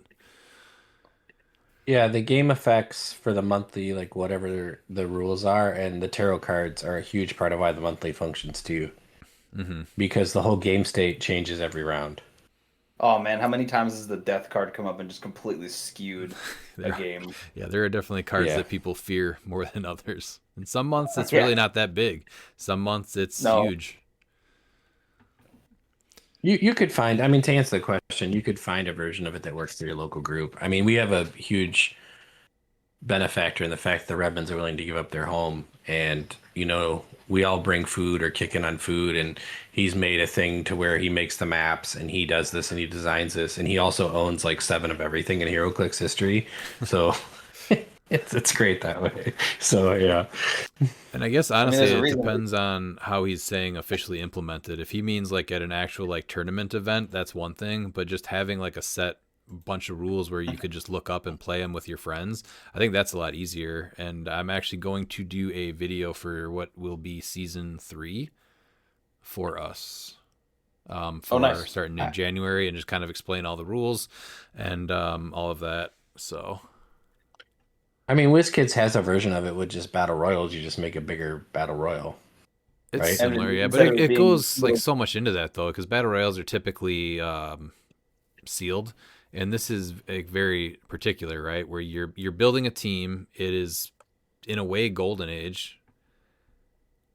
You also have the fact that it's usually themed to some degree, a theme format, and it's Highlander too. And it's Highlander. We have the tarot cards. There's a lot of things that go into it besides just the that it's a battle royale. Yeah. But yeah, it depends on exactly what he means by officially implemented. But I do 100% plan on doing a video to explain season 3, and we'll go through all of the months and just all of the rules in general and how the whole thing works. So that's something I'm working on right now, and I'll get it out before January. All right. It took Ryan 100 episodes to pronounce my last name 95% correctly. How many episodes would the last 5% take? So we're actually going to start taking it in the opposite direction now, and I'll be mispronouncing your name more each episode, Mr. Willem D. Rocker. No, it's William de Croissant. not Crusoe. So you can go Crusoe. It sounds like you're never going to get that 5%. Is what it sounds like to me. We're already moving to 6%. Legally required wrestling question. Which wrestler most represents each of you? I think the early 2000s Jericho, just because he had something smart to say. That was my favorite wrestler when I first started watching. So I'm going to have to say Jericho. I have you as Chris Masters. Why? He was so lame. His finisher was terrible. The Master Lock? So dumb. The challenge where he would sit people in a chair. Get out of here. He would bring a folding chair and say, you have to sit here and try to get out of the Master Lock. What was the Master Lock challenge? Yeah, real cool full Nelson hold. Get out of here. Stupid. You don't want to just completely humiliate people? He was so with lame. Your strength? He was so lame. Whatever. Get out of here, Masters. So this is tough. There was it was originally going to be Mick Foley because there's the faces of Mick Foley, but it's not. It's going to be Ed Leslie, a.k.a. Brutus Beefcake, a.k.a. Disciple, a.k.a. the Booty Man, a.k.a. Zodiac. You get my point. Yes. Brutus Beefcake, hands down. Dan? Yeah.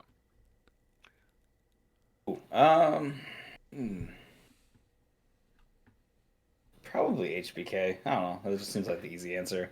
Probably something like that. I'm just trying to think of like who like most resembles me. Probably that, I guess. 1, 2, 3 Kid. So when he was a good guy, he did the best, and then when he was a bad guy, Razor Ramon had to put him in a diaper with baby powder. 1, 2, 3 Kid. That sounds awful. X-Pac. Also X-Pac. No, he was the so whenever like people came in for like, dark matches or anything to see if Vince McMahon wanted them, he was the bar to see if they could go in the ring. Interesting. His mic skills weren't really great, but yeah, he's an amazing wrestler. What about rules or judging? What about Big Boss Man? Maybe Earl Hebner? Either of those? Yeah, I wish I knew who either of those were. I'm sorry. Mike, what about Mike Awesome's manager in ECW? I know Pete knows this. I don't. Mike Awesome's manager? Yeah. Big Dick Dudley? No, Judge Jeff Jones. Oh, that's right. It was Jeff Jones. For a second, I was thinking, was it Heyman? But no, it was, yeah. Sorry, just that one caught me off guard. dressed up as a judge with a gavel, walk to the ring with him. I mean, that would be really That's funny. it. That would be really funny to do that at That's like it. one like local Clicks event and just be like, It's you and Redman. Right there, I sent the picture right there. Oh. It's you and Redman. Pete, do you have one? This is a good question. I mean, there'd be a lot of names that I would come up with. I would probably honestly go if it's just like strictly inside of like clicks. I'd probably go with Eddie Guerrero. Because if you're not cheating, you're not trying. No, I'm just kidding. I'm not like that. But just because he was his ability to do different things and play different ways and look at things differently and occasionally try to pull some bull crap out of his pocket and win with the classic chair bit where he would throw the chair at someone and then lay on the ground and get the other person disqualified. Like that sounds about right. Maybe Ric Flair, the dirtiest player in the game. I don't know. Like I have no idea. That's a great question though. You're Dusty Rhodes. The American Dream. I'm just the son of a plumber. The son of a plumber. Yeah. All right, let's go to McConnell Lamar. Hey, gents, congrats on hitting the century mark. Thanks, McConnell. There are clearly some problematic items in Modern that some want to see addressed to create a more enjoyable play environment. What do you think those are, and how should they be addressed? Number one, you knew it was coming, Beetlejuice. The single biggest reason Modern is not in a great spot, so just delete him, retire, ban, everything. Two is going to be Assists from Another World. That needs to be a different collector number. Number three, Space Exploration Batman. I think he needs a maximum point value that he can bring in because full point Torch is just dumb.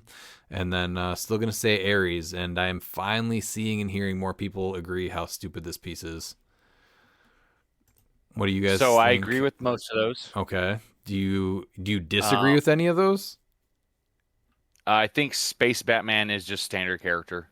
Okay. I don't think point you value agree is that he's a standard character. problem. You just have a different fix for him. Yes. Okay. Yeah, I think standard instead of a point. I think that would be the easiest fix. We need something to be able to like stop these alphas. It's getting it's just so easy, and there's a few teams out there that just get full map without even trying. There needs to be some kind of checks and balance essentially for how the game is played. Range is completely outclassed by close because of how easy it is to get full map, to where it's not even worth playing range because it's easier to get full map with close. Well, not only that, but a lot of the range attackers just aren't as good as close attackers. Just even if you just boil it down to like a lot of close attackers just get flurry, like just being able to make 2 attacks via close is really better. The alphas need to get reined in. It is too easy. Like you don't have to try to get full map. Like I realize they want to try and get the games to meet in the middle. Then get the games to meet in the middle. Not I'm going first. All right, I'm so place where you want. Do you think that their answer to that is things like Cannon Event and what is it? Resolve of the Green, Fortify, the new Sentinel terrain that we're seeing? No. You don't think that's their answer? No, it's a horrible answer. I'm not saying it's a horrible answer. I'm saying, do you think that that's the response to how things are? Just punch, punch, punch, things die immediately. Yeah, and then they also have like the Canon Event Light coming out with the images, where it's like you can give them a few to try and protect you, but that's not good enough. You need to not make full maps so easy. Like it is ridiculous easy. We need things like the barrel. I agree. Like I feel like we need things like that. Well, we need things like that. We just don't need the Band-Aid was that the barrel was. Like the barrel was bad because movement destroy blocking is just too powerful. It's handed out like candy. The figures they give it to are way undercosted and do way too much for their points. Like they're just so cost efficient, and for what? That's exactly? what takes improved movement blocking. I'd rather have more of that. because I don't really want to go back to the I'm gonna hide behind two walls and I understand that. What I'm I- saying is there has to be some give and take. It's improved movement, destroy blocking has become so powerful. I feel like that was just this year because it's really tapered off. Like you have more shoot through blocking out of X-Men, but you're not getting like walk through it. Like that was, I mean, a lot of that was I think smash and destroy. I don't We have I don't. Crimson Gem to give anything improved Oh movement, yeah, destroy blocking. Yeah, I I was gonna mean, say for 10 points, anything can. It's what I'm saying is that there needs to be something to be able to rein that in and to rein in improved movements. Like I understand talking about like the barriers and all that. That's why there has to be something to meet in the middle. The hyper efficiency of these figures is what makes the game not fun because it's not just that they do a lot for their points. They're doing things that 50-point figures are doing things that 200-point figures do. There needs to be some kind of balance instead of having these answers. Well, that's why I think a restricted list for modern would be good. Because then you have to make certain figures should just be a choice. Like I'm gonna play this. Okay, well I don't get access to this other stuff then.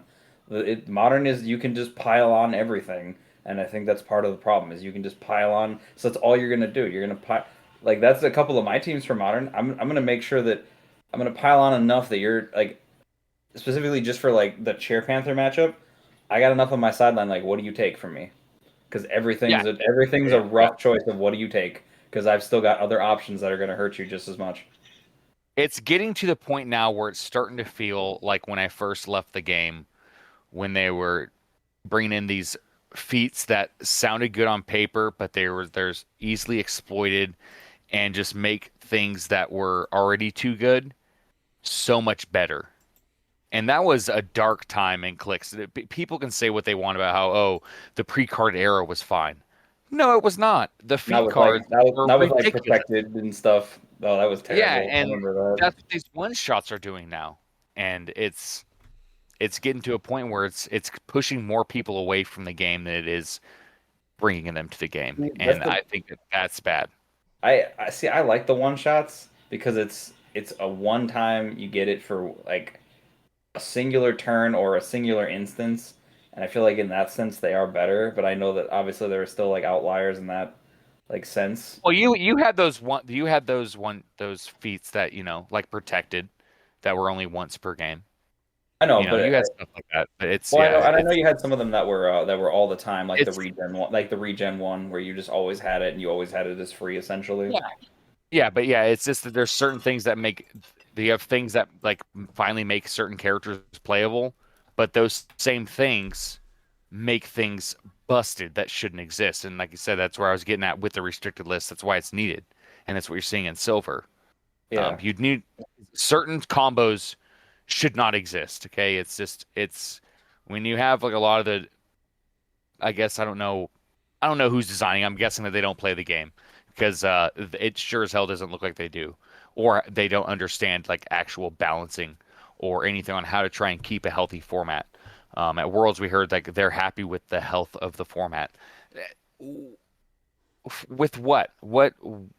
I'm curious to know like what they heard from or what they saw to where they think that that's exactly where modern was. Like to get that data. I think the best thing is like if you look at all the states events that are being posted so far, it's almost split down the middle how many people are doing silver and how many people are doing modern. And I feel like if it was more healthy, it would be a lot more people playing modern right now than silver for the states event that's coming up here. But it's just it's a clear winner. It's just a clear winner right now because silver is just so much more fun because they've been able to deal with all of the biggest issues. I mean, even like this right here, Beetlejuice is gone. Assist from Another World. It's already Highlander. And then you can do the space exploration Batman, but again, it's Highlander, so you can't do the Green Torch thing. And then Ares on the restricted list, so you're not probably going to make him your restricted piece. So, I mean, those are my four biggest things. 3 of them are addressed in silver. So I have way more fun playing that right now. And me personally, I'd like to see Ares just get either adjusted in some way so that like because I just still like to play him because like it's a character I like. No, I like the cool no, I mechanic. can't play Donnie. You can't play Ares. He's gonna join Donnie. He's gonna join the barrel. Deal with I it. mean, if that's the piece that's my piece that gets banned, that's fine. I guess I'll just live with that then. That's fine. It's just like one of those where it's like it's very cool. I like the idea of it because I play like Zeus and I play Poseidon, so like I like those figures that like hey I've built into this thing. It's cool, but his is way too easy. It's just here I get to attack everybody. I might just win in this one attack. And it's the way that they said that it pairs with Giant Reach and the fact that it's no points. There's I just a mean, lot of issues with that. that's always worked that way. Like that's just always worked that way. He's not he's not any different than how that always worked. His is just to the like furthest extreme you can physically go. What do you think is the worst thing, Dan, in Modern right now? I think it's just the overall like I said it before. It's just the level of like how much you can stack on top of each other. Like Keaton's obviously probably the biggest annoyance because I just like it shrinks the pool of available figures I think I can comfortably play and do well with. And that's irritating because like I want to play my collection. Even in modern, like come on, I like one of my favorite pieces, Arrow. She's just like blatantly worse. I have to just go to something else because I have to face a piece that I just know is gonna sit on the sideline for free. Mm-hmm. Like if he was like, hey, I have to face him on the main force, fine. That's just a bad matchup for me. But at least that's like I know that's what I'm going into. It's just he's always main force because he's always coming in off the sideline. If you watch the current world champion, most of his games he brought him out, and it was pretty early. That's a And great that's point. nothing against Joe. So Joe, if you're listening, this is not a knock on you. You played a great game. You had an awesome year, but it's just fact. If you watch his games, he popped out almost what 50 he's trying to win. of the time. Yep. Joe, Yeah, you're a dirty, terrible Beetlejuice abuser. You heard it from Dan first. So that's the thing. It's not even that he's really sidelined. He's just basically main force for free. You pop him out, and then you take the advantage that he provides you by not necessarily even just crippling your opponent, but just greatly hindering them for that duration. And then you flip back to you, and it's back to that. Or you do the mirror match like I saw with him and Az, where they both had him out, and it's just like, man, that just looks unfun. Oh wait, but you just do hypersonic. And again, it just limits the figures that exactly. Well, just not even that. You just have to go to powers that don't interact with stuff like that, and then that just makes it boring because it limits what I can play. Simple smash and bash in your face. Pete, what is your piece or your things that would be better off in modern if they were addressed? Well, I agree with everything you guys said. I think the biggest miss in modern is the complete lack of a restricted list. One of the reasons that silver, which is everybody said was a harder format and a more breakable format, isn't broken is because things get addressed. That's it. Yep. Every other major game does it. And if anybody wants to say otherwise because they play it more, sure, that's fine. But if you don't do it, it just kills your game. So if people want to do that stuff, they can host tournaments if everything's broken, play it all, no restricted list, no holds barred, sure. And people can go to that. And if the pricing's good, they'll go. But that's the biggest thing with modern is it's just not regulated. Mm-hmm. And like we don't talk about stuff in the way that it's negative. Like we don't we joke about stuff like Lady Mastermind and that, but like we don't talk about it. If anything, we find reasons to play pieces other people aren't looking at and doing stuff. And when we preview something and we say that's going to be a problem, and everybody in the community is like, dude, this is completely abusable, and then it's never addressed until it breaks an event or a series of events, it's ridiculous, honestly. I agree. Yeah, I mean, the worst case is what's the worst thing you could do by making a restricted list, and then all you have to do, even if it goes so poorly that you have to walk it back, you're like, well, we tried, right? Like, to me, there's a no loss there. You're just like, hey, we at least tried. We put the effort forth. We're like, hey, these are what we think based on like community sentiment and like overall other statistics that you want to pull from. Be like, here's your restricted list, okay. And if everybody hates it, they can just easily walk it back and be like, all right, well, I guess in modern, that doesn't work. So yeah, I'm completely happy with the fact that Silver is getting as many events as it is. Let me just be perfectly clear. Oh yeah. last thing So- I'll say before I move on is the restricted list. I think is something that at this point we definitely do need for Modern. I think they're probably hesitant to pull the trigger on that though, because the biggest complaint you're going to hear is that people might not want to buy product if they feel like they can't play all of what they just pulled. So the bigger a Modern restricted list, even though it makes events better, it gives people a reason to potentially not buy stuff, which even if they weren't going to buy stuff, they would have that argument. I think that that's really the biggest holdup for it. But if you want a healthier environment, I do think that that's the answer. All right, let's go to the next one. Try to wrap up here. What are your top 3 release day figures? So I went through all the sets since we started playing, and there aren't a whole lot that I like, and I actually only found 3 that were really good. And that's ABPI Winter Soldier on the top of my list. House of X Rogue I thought was really neat with the way that she interacts with the bystanders, being able to just delete them all. And then the X-Men 97 Beast I think is actually going to be pretty fun. Number 3, yeah, Madison. Next phase for sure. Oh, I did not see her. That's a good one. Oh, she's Yeah. good too. Yeah, That's she still has some uses that's not really being used. The Batman team up. Which one was Batman team up again? Was it? Is that that the one Riddler? I'm thinking of? Was that the Riddler?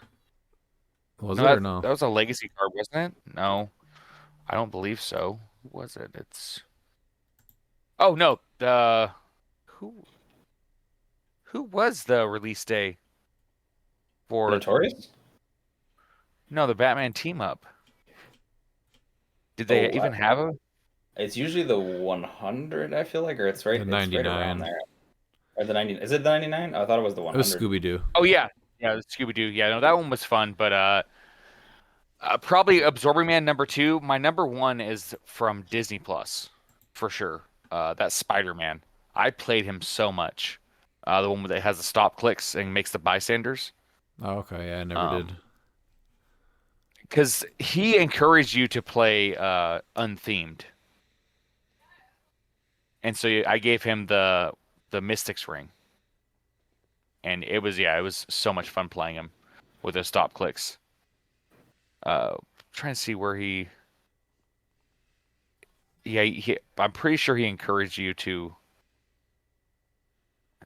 play him. I don't know why I can't. You wanted unthemed because when he used his perplex, he wanted you to not share a keyword with him. Oh yeah, and then he gave you Spider-Man. That's what it was. Yeah, when you used perplex, he gave you the Spider-Man family keyword. Oh, okay. Yeah. Or not the keyword, but the team ability. The team ability. Yeah, he was fun. Dan, what are your top 3 release day figures? So, was the Blade from Wheels of Vengeance the release day? I feel like he was. I think he was. I know. Yes. I know he was the Yes. 100. Yeah. I really like that figure. I mean, I use him as a pilot a lot, but I also just like this is another good version of Blade. So, that one. What was the other one? Was the Mole Man the release day from way back in Fantastic Four? Yes. Okay, I like that one for monsters. It's just cool. Just the free move a square is still awesome, and he does a lot of the things I want, like my support piece to do. So that part's pretty neat. And then I think my other one is the U.S. agent from Avengers. Was that Empire? That's a good. 60. Or 60? Was it AV60? No, it wasn't. No. Avengers Forever. Forever. Yeah. That's right. I did forget played- about that one. He was. I played this guy a lot. I mean, I like playing Avengers, and I like getting the Doom TA on them was cool. So this guy was great. He's one of the best ones for sure. If you build it in in silver with the past now gets Doom TA for 35. Doom TA? Yeah, that's pretty good. Yep. Pete, top 3. Fantastic Four Mole Man at number 3. Number 2 is the Avengers 60 U.S. Agent, and then number 1 is definitely Winter Soldier from ABPI. Yeah, he got a lot of. That play might around actually here. be the best Winter Soldier ever made. I agree. He was awesome. Ooh, I don't know. The Disney Plus one, I feel like, at least in my mind, is also great. But He's not bad, but Oh crap! No, that was a play at home. What one? That Spider-Man was a play at home kit. Oh, was it? Oh, the cloak one? Yeah. I don't know why I thought it was the. What was the release day then? While That's you what I'm looked trying that to up, think. so while you looked that up, the Winter Soldier had improved targeting, hindering, 7 range, and then an 11 attack, and then he had range combat expert, and he just had range make up to 2 range attacks. Yeah, when he came out, a lot of that didn't work together. I remember, like, he got a lot better with the rules changes too. He was another one that got a lot better. But he was, I mean, you could still TK him. A 7 range, sees through hindering, like flurry from range. Like, he was awesome. He was easily just great. a 12 for 4 if you do that. Doctor Strange. I'm gonna stick with it. Yeah, I'm still go with that set. That Doctor Strange was really fun to play. Yeah, giving out Avengers Initiative is really good. What are you most proud of through 100 episodes of the podcast? We touched a little bit on this earlier, but I love to see the things that we laugh about on here, or that we like make a thing and then make it into other places, usually Facebook, or when people will, just message me about something they've heard, or they'll come up to me at events. I love when people remember that stuff. The memes that we get, that's my favorite for sure. Yeah, that's easily the best part, is to see the interaction like the same day.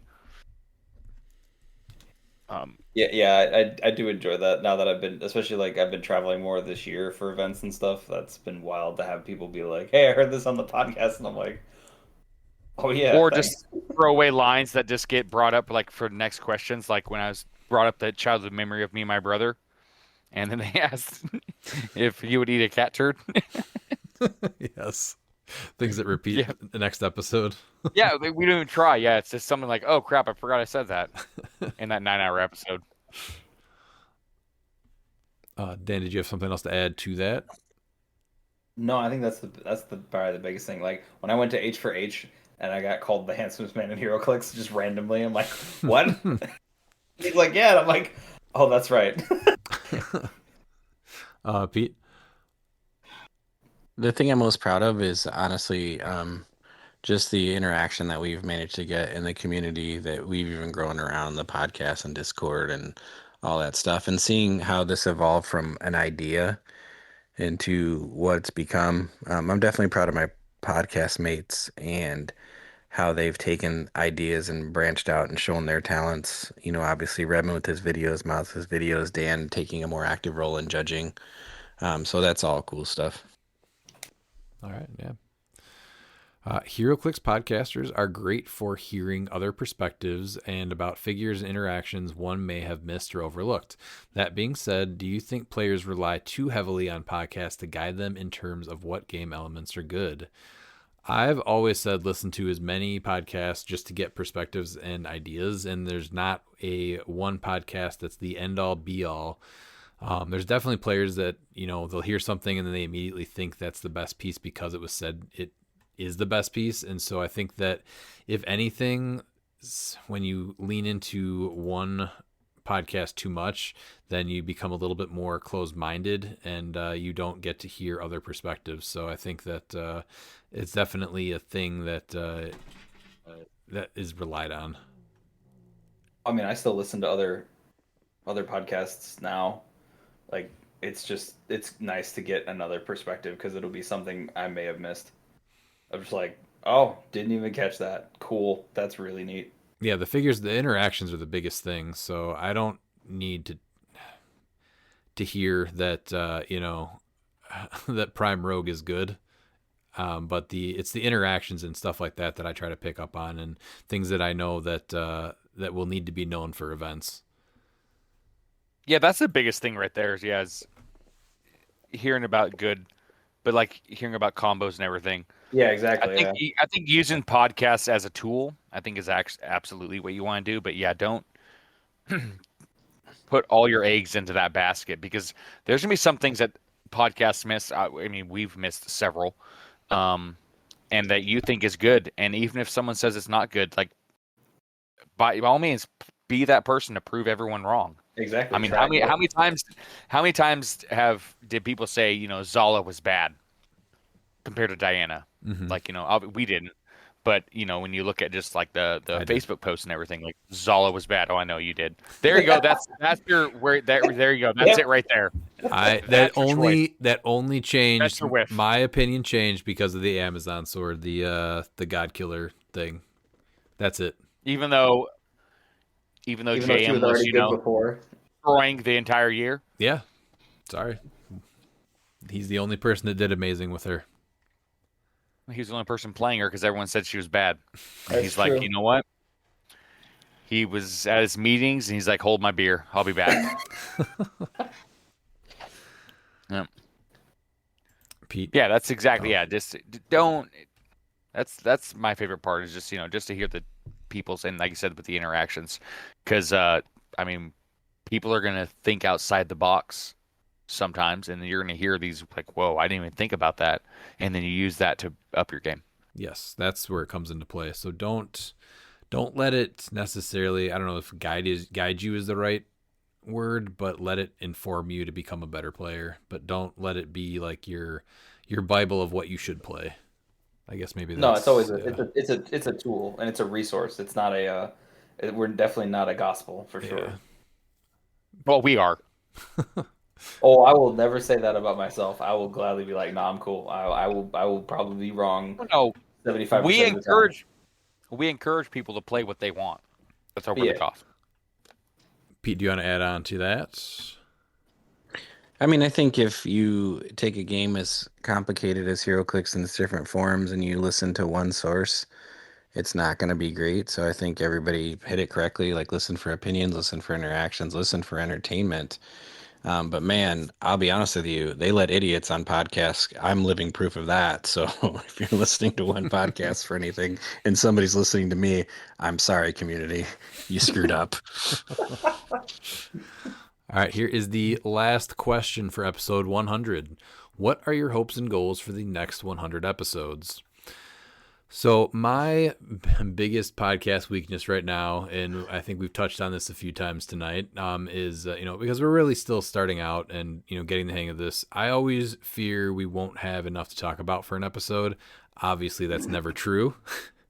And because I get a lot of ideas, and very frequently once those ideas are fleshed out, it ends up turning into a lot more to talk about. A great example is that 9-hour podcast recently. Going into it, I thought that it was going to be probably just like a standard one-night episode, and it ended up being 4 nights. And then I combined that all into one episode. It was not just 9 hours of us sitting and talking about HeroClix.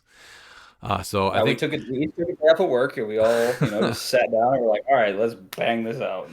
So my goal is just to start being able to just plan a little bit better for how things are broken up. I also wouldn't mind having this podcast as like our main one, and then doing something new under like a different title also.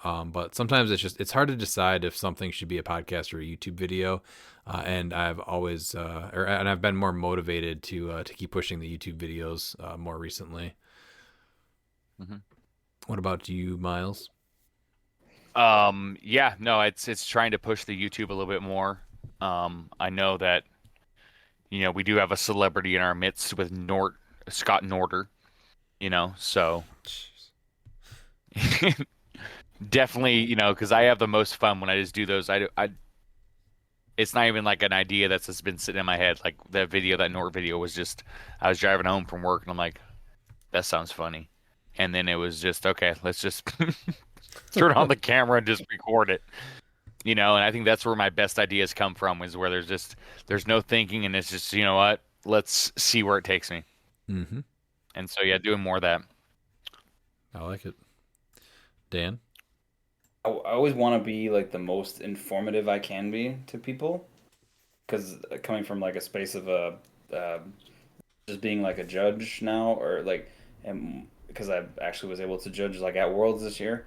So I want to like try to be as informative I can. So that's something I want to work on even more, is to be like as informed as I can be.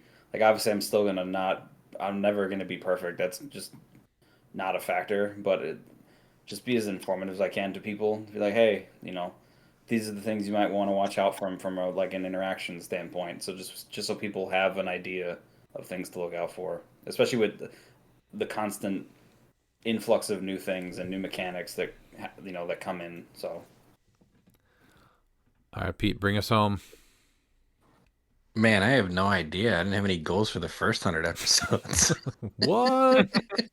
Besides, like, just come on and, be yourself. Yeah, we have goals?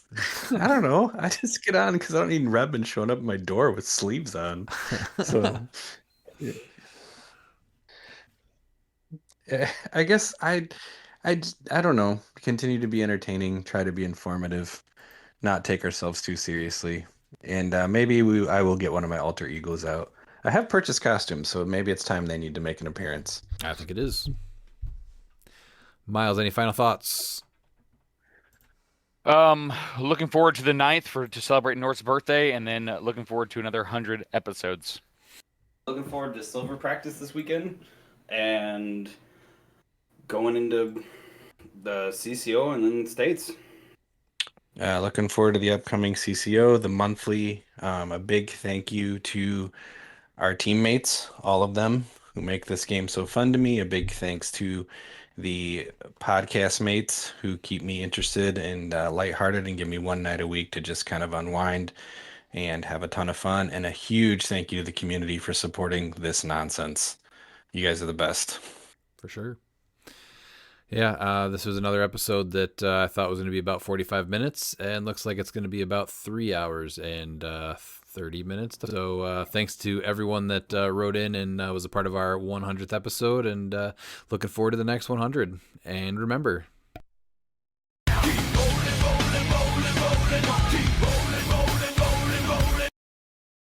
And if you're not down with that, we got 2 words for ya! Click it!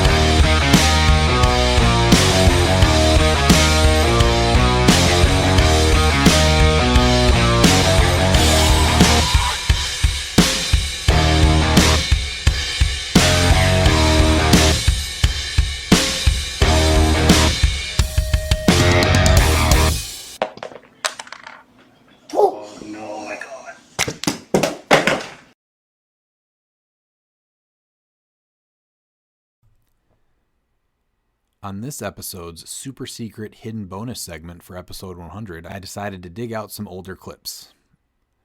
The first one is from the H4H auction where the Who is Ravage is from. Max of Swords, $1,050. Oh my gosh. $1,100.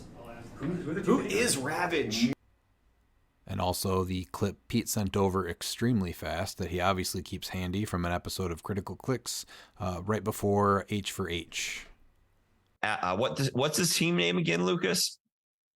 That is, I believe, Asgard to Mouth. Asgard to Mouth. Yeah. No. Yep. Nope. Words are classy. Remember that we did play something at the beginning.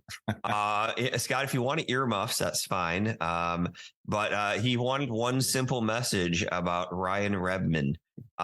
Lucas, why don't we do it together? Okay. Mm-hmm. Ryan Redmond is a penis. That's correct. Ryan Redmond, you're a penis. Mark did a whole thing, professional, putting on his business. Matt Peterson just simply wants Ryan Redmond to know that he's a penis. Congratulations. I gotta say, I've met Ryan Redmond, and if he is just a giant penis, that penis has huge biceps. Huge arms for a penis. Congratulations, Ryan Redmond. Yeah, that is. Yeah. And then last, I figured I'd throw in our old intro from season 1, which we've obviously come a long way. Are you ready?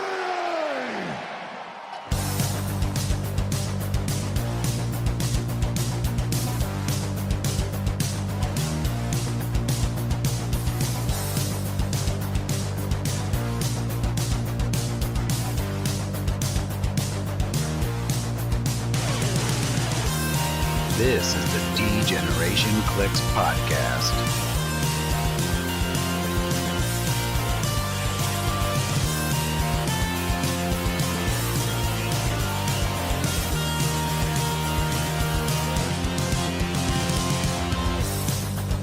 here are your hosts, Ryan Redmond, Miles Kane, and Daniel Schwab. Welcome to the first episode of the Degeneration Clix podcast. I am Ryan, and joining me I have Dan. Hello. And Miles. Good evening, everyone, or good morning, whatever time you're listening to this. Tonight we're going to go over the common, uncommon, and rares for next phase, since that releases this Wednesday, March 20th. And then next podcast we'll go over the more exciting super rares, chases, and the pizza boxes and all that stuff. One thing we will be talking about semi-frequently on these podcasts is our monthly games, where we basically have 6 to 8 people play. Originally, Pete was going to be on occasionally, and why he sat out for the first 2 episodes. But after sitting in on episode 3, he was hooked. So he's been a treasured part of the podcast ever since. And I just wanted to say, again, thank you so much to everyone that listens, comments, messages, comes up to us at events. This has all been way more than I ever expected it to become. I remember when we first started and thinking how far away episode 100 felt, and wondering how it would evolve by the time we got there. And now we're here. So again, thanks so much for everyone and their support.